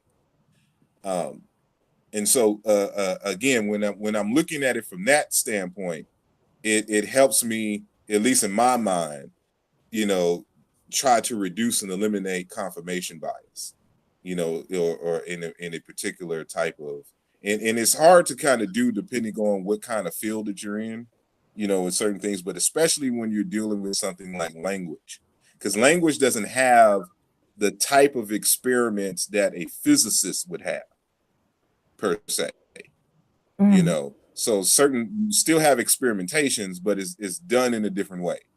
And until you start dealing with like phonetics. Phonetics is more so physics than if we're doing historical comparative linguistics, because there's still a possibility of human perception in the experiment, and so you have to be a bit extra more rigorous in that regard. Versus if I'm trying to, study the exponential rate of the duplication of cells or the spread of viruses and things of that nature. That's a little different than what we would do in the linguistic field. But, ultimately that's my reasoning, saying for wording it in that fashion, so they can not try to look for confirmations, but to eliminate hypotheses. Okay, yeah, and I understand, I understand, where you're coming from, Brother Asar, with it. But for me, and in my field, when we test hypotheses, we're trying to determine if it's consistent or inconsistent with what we expect. Like, we're not trying to just tear it down. It's like either it's consistent or it's not. You get what I'm saying? So that's, I don't know. I mean, Wujahu said we're saying the same thing. So, well, don't take my word. I that's what I'm hearing. It's like both of you all are talking about two juxtaposed steps in the entire process. To me, it's like, you all are saying the same thing. Yeah, it's just an issue of stress. What do you stress more in the process? Yeah. What do you emphasize more? That's why I said from the beginning, it's not, I don't want to make it seem like it's an argument, like it's opposing views. No. Sense. But yeah, so how many people had that conversation though? How many people have that conversation? Look, check this out, man. Hey, check out the new boosters out, man. They slick. All right. Y'all I'm gonna give you one of them this winter. You finally have some shoes I'll wear. Yeah, I got them. There you go. They slick too. All right. Comfortable. All right. Go to abgwear.com, man, and that Turner joints, man. Look, it is what it is. And they slick. This is one of their guest products right here. We carrying them right at Abg Wear, and we got them on deck. And you got plans for future for different colors? Because if I can get some leather browns. Yeah, we got plans for colors. We gotta buy these first, so everybody buy a pair of these. By the time you come back, the browns ones will be out. Right. But no, I mean, you know what I'm saying? Yo, we just working to bring it. And this is a good boot too. Stitches and all that. I've been wearing these type of boots for years, for at least a good 35 years. So I know a good pair of boots when I see them, and these are it. And they're comfortable. They right on par with everything that's out there. I just want y'all to know that. All right. So, support, go to abgwear.com. All right. Very, very, very in order. Also support Meltrex. All right. What's the store? Give me the other store, sis. They can either go to edenemyproductions.com to support the Meltrek program, or just simply go to Google and type in Meltrek and links to purchase. The program should generate. Mm-hmm. Go on to Amara Squad store. Go to Magi Archer store. You can get the book. You can also go to Black Dot Bookstore and Cultural Center in Lithonia. We carry all the books and all the products from the Amaral Squad right there. Matter of fact, we got a no pseudo section with all our work right in that section right there. All right, you can get the boots in the store, the shoes, flops, everything. So I appreciate everybody for supporting. And so let's get our closing remarks. You still at Smash? I know you be disappearing sometime. You got some closing statements to make? Not at all. It's just good to be back. We need to do this more often, and I'm a rock squad up. All right, man. How about you, MC Iron Lungs, Wu Jai? Got him. I'm gonna retire my lungs and just say, yeah, I'm just humbled about the whole awards situation, the nomination. I didn't know about it, and to thank everybody. And we're just gonna keep putting this work in. And I just hope, like me personally, I'm open, I'm approachable. My inbox is always open. I'm on Facebook. You see me go Facebook Live. Don't hesitate and don't be scared to interact with me and chime in on the discussions I have. I try to promote discussions and try to change the narrative and make people think. We need critical thinkers out there, and that's what I'm about. I'm trying to push that. So feel free to chime in and hit me up. All right, Sister Naya, where you at? Any closing remarks? Disappeared. No, we were just texting one another, so she must have walked away from the computer. Hold on, let me text her and let her know you're asking for. Hold on. Walk is asking for you. While we doing that, man, also I got the and I'm proud of this one right here. All right, and y'all should actually look up. I got the Hubert Harrison Award. All right, they used to call him the Black Socrates in Harlem. Look up Hubert Harrison. All right, man, serious. I mean, could speak Greek, couple languages. Man, he was one of the first ones beating up religion all the way down. Okay, yeah, he was there in them streets. You know what I'm saying? Man, he was atheist, socialist, the whole 9 yards, and his work was immaculate. And you wonder why he has not been popularized in the Black community. Right. You know what I'm saying? Wonder why. One of the great thinkers of the times. Still is. So to get the Hubert Harrison Award, matter of fact, when they said Hubert Harrison, Malik Zulu Zabaz knew a lot about him and spoke about him, and then raised the eyebrow at me talking about you're atheist. Nigga, I ain't no atheist. I'm a real Black atheist. What's wrong with you? I mean, I recognize the forces in nature. I recognize African spirituality. I'm just against the state-sponsored religion. Yeah, let's get that straight. But anyway. So what happens if an African nation creates its own state and then has a state religion? Then I'll be ready to change that. But until that moment. Hey, but I never point the weapons of real Black atheism at African culture and African religions, because at the end of the day, I do respect our religion and culture. I do. I just have a profound disdain, right, for those proselytizing religions, like Hassan Wuja say, that is kidnapped African people, kidnap their mind, kidnap their bodies, you know what I'm saying, kidnap their culture for their own personal use. So just out of respect for their ancestors, you know what I'm saying, out of total respect for them, I refuse to be a Muslim or Christian, right? Muslim, Christian, and a Hebrew. I just refuse that. So I just think that I don't expect everybody to do that. Never expected everybody to do that. Never expected people to get with that. But I just wanted the people to know that we have thinkers, right? And we've really thought about this. Like, I'm just not waiting for the European mind or the Christian mind or the Muslim mind to explain to me the cause that caused everything. Not waiting on that. All right, so y'all, people can take it like they want to take it. Don't get it confused. And I have to make sure I watch my language because we really do have professors on the panel. Like I used to get away with a lot. I can't even get away with that much no more. Dang. But it's all good. You know what I'm saying? Brother Saul, you got any closing remarks?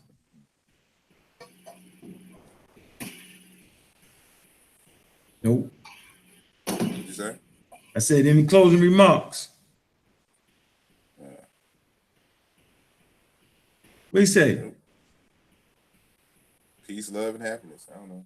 Peace, love, and happiness. There's a song up there. Where you at now? You still there, or you saying make it back? Nope, that's not. Brother Unc, what happened?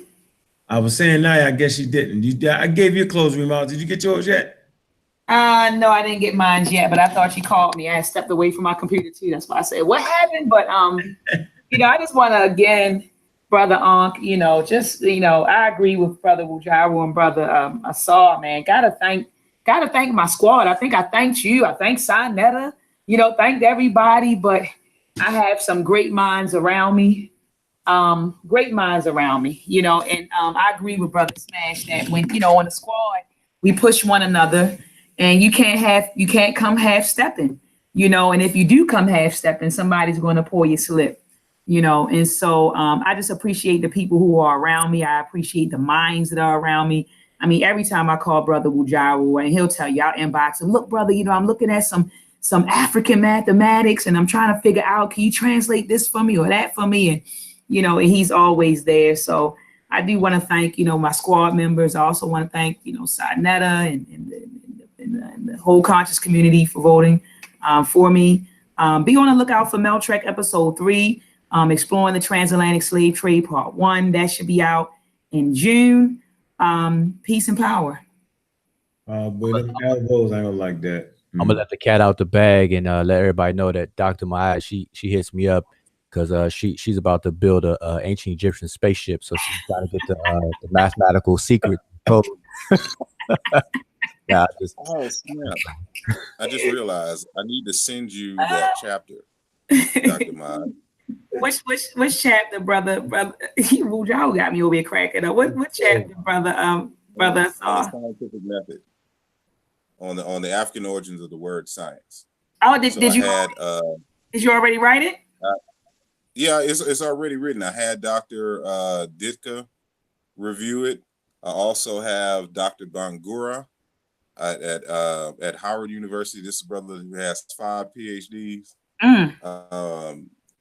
In one in computer science, one in mathematics, one in linguistics, and maybe 2 in linguistics, one in political science, and I think 1 in economics. But he has 5 PhDs out of it. He wrote a book called From Bones to Computers, African Mathematics, something like that. African Mathematics from Bones to Computers. I have it. I didn't know that brother was over in Howard. I have the book right here. Howard. Yeah, he's right there at Howard. All right, cool. And my son will be there in the fall, but he'll be over in the School of Business. But yeah, shoot it on over to me, brother. So I would love to take a look at it. And you said you also in this chapter break down the African origins of the word science, right? Yeah, and it's so I don't expect you too much. Like I have some other people in the linguistics with Dr. Bangura's in linguistics as well, and he even shared because he's working on so not only will you have my chapter on this, but Dr. Bangura himself is working, I think, on an entire book on that subject. Wow. Yeah, he shared with me some snippets from it. So we're producing more and more of the African contributions in the development of science itself. But mine, again, is going to be focusing on not only the word science itself, right, in its African origin and in Egyptian, but the scientific method. And so he's dealing also with the scientific method as well. That's hot. So that's hot. That's hot. Yeah, but the reason why I asked you about the African origin of the word science is because offline, Brother Ankh and I were talking. And I asked him, I said, well, what did they call it? Was there a word for it? Like, okay, the Greeks or whatever, I think they called it science. I think science is a Greek word. I'm not sure, but I know the Greeks called it science. Or Science is Latin. also it's Latin. But I'm just wondering, like, what did we call it? Did we call it spiritual? Like, what was the African word for it? Like, and I know, and I'm pretty sure it varies from culture to culture. But I just wanted to know, what did we call it? Okay, well, in now here, we're gonna have two different outcomes. Dr. Bangura is, and his name is Abdul Karim Bangura.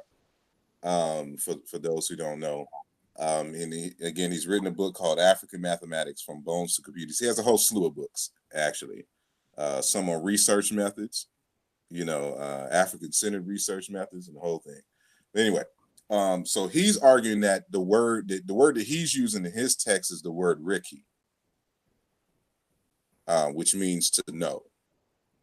I'm arguing again for the word science itself is the word sesh or sesher or sesha. And it was personified as the goddess, which we pronounce as Sheshet.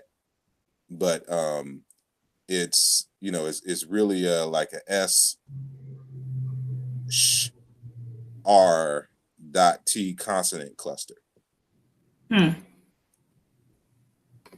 Okay. And so that's their personification. And like Ditka, wanted me to stress, like in his review of my chapter, he wanted me to stress the relationship between Jehuti or Tho in science.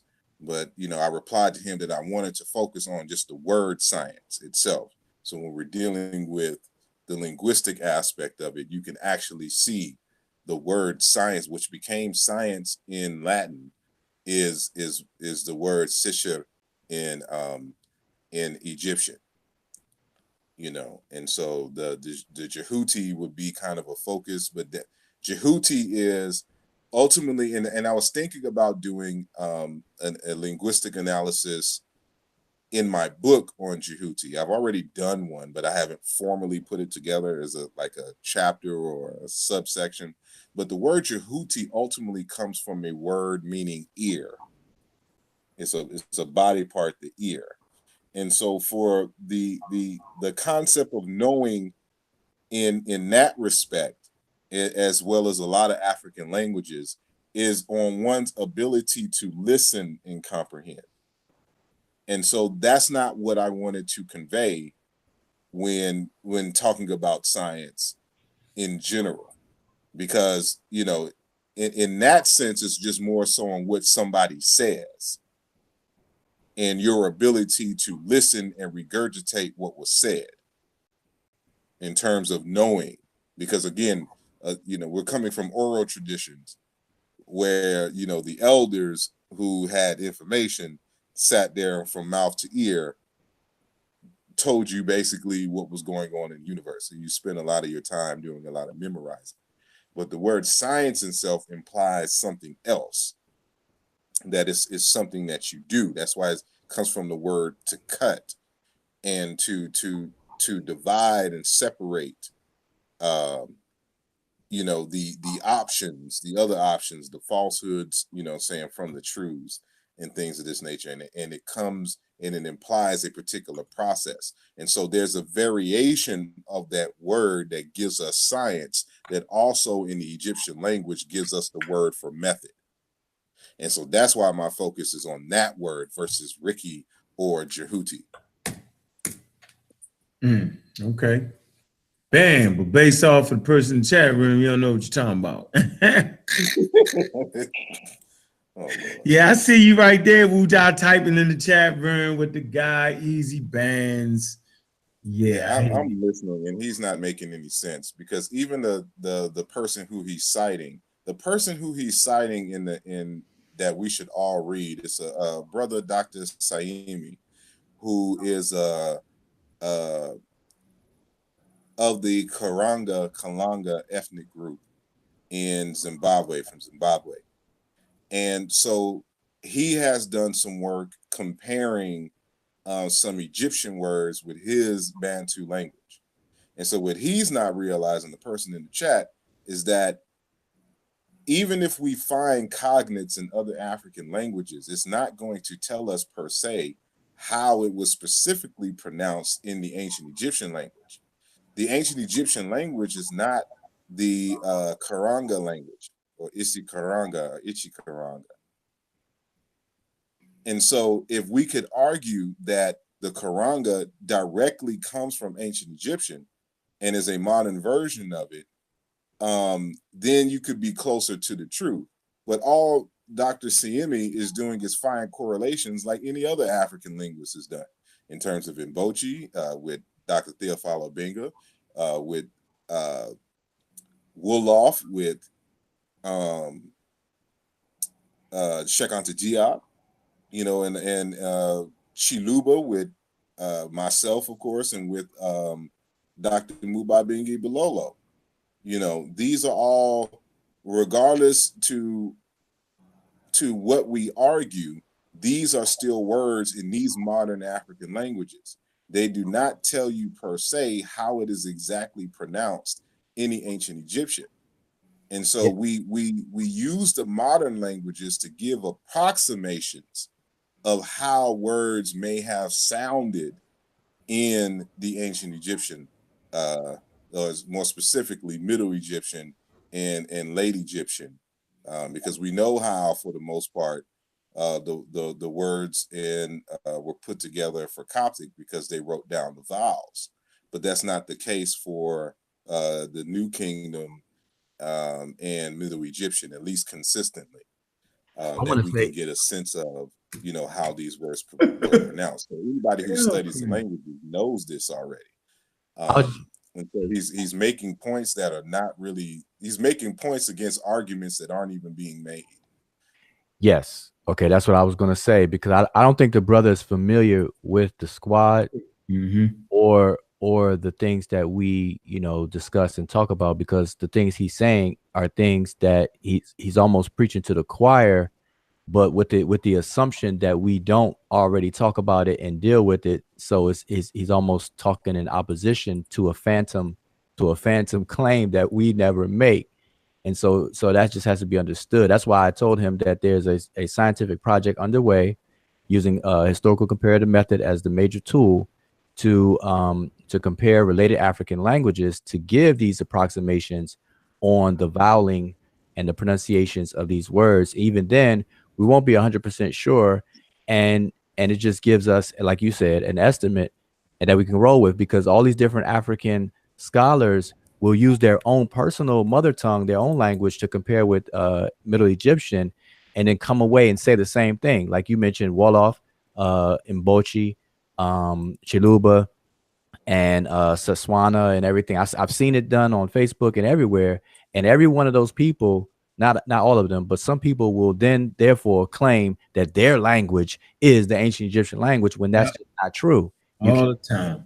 You can't do that. People have to understand what that means. And so I think you just explained that.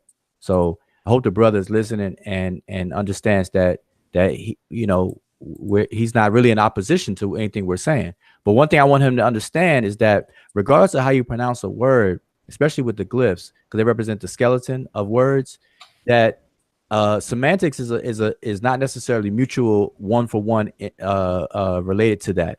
So we can ascertain meaning without ever even pronouncing a word. And the example I gave is that even in my comments, you can read my comments and understand it with never pronouncing it. Like you read it in your mind to yourself.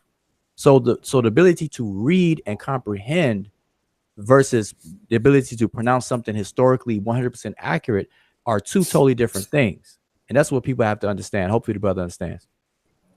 Yeah, I want to add to this real quick, because I see one of his comments, and this is something that is dangerous scholastically wise along this question.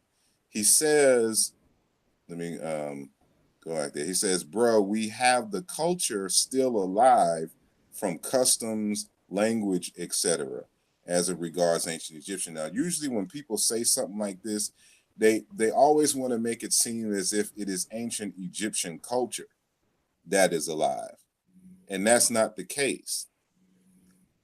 And this is why we stress the family relationships and orientations of these words and practices, to understand that what has survived in in what we know from the text of ancient Egypt is just part of the general culture of the family that the ancient Egyptians belong to. It's not Egyptian culture. So like if you see something that parallels with ancient Egyptian in other African languages and cultures, it's not Egyptian that you find. Like the Egyptian culture itself is not surviving in Chiluba or Wolof.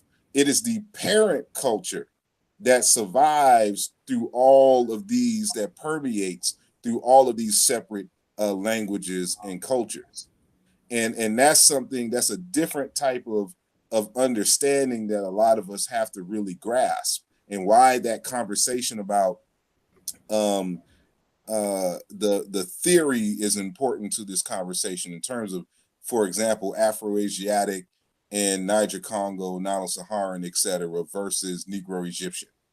And so when we talk about the Negro-Egyptian, which I call Chiana Intu, language family, we're talking about not only in terms of the language relationships, but the underlying psychology, the inner logic of their cultures and practices that is common and that still survives from the parent language in the parent community, which we call Negro-Egyptian, or in my case, Chiana Intu. And so, you know, it's the wording in terms of semantics may seem slight to the layperson, but it has a major effect on how you approach and articulate the fundamental arguments, you know, in this type of discourse regarding ancient Egypt and the relationship between it and these other African languages. Because too many times, as you said, people think that in their language that they find some words and some ideas that you find in ancient Egyptian, that somehow that it is directly from ancient Egypt. And that's the reason why it exists in their language and culture, and that's not the case.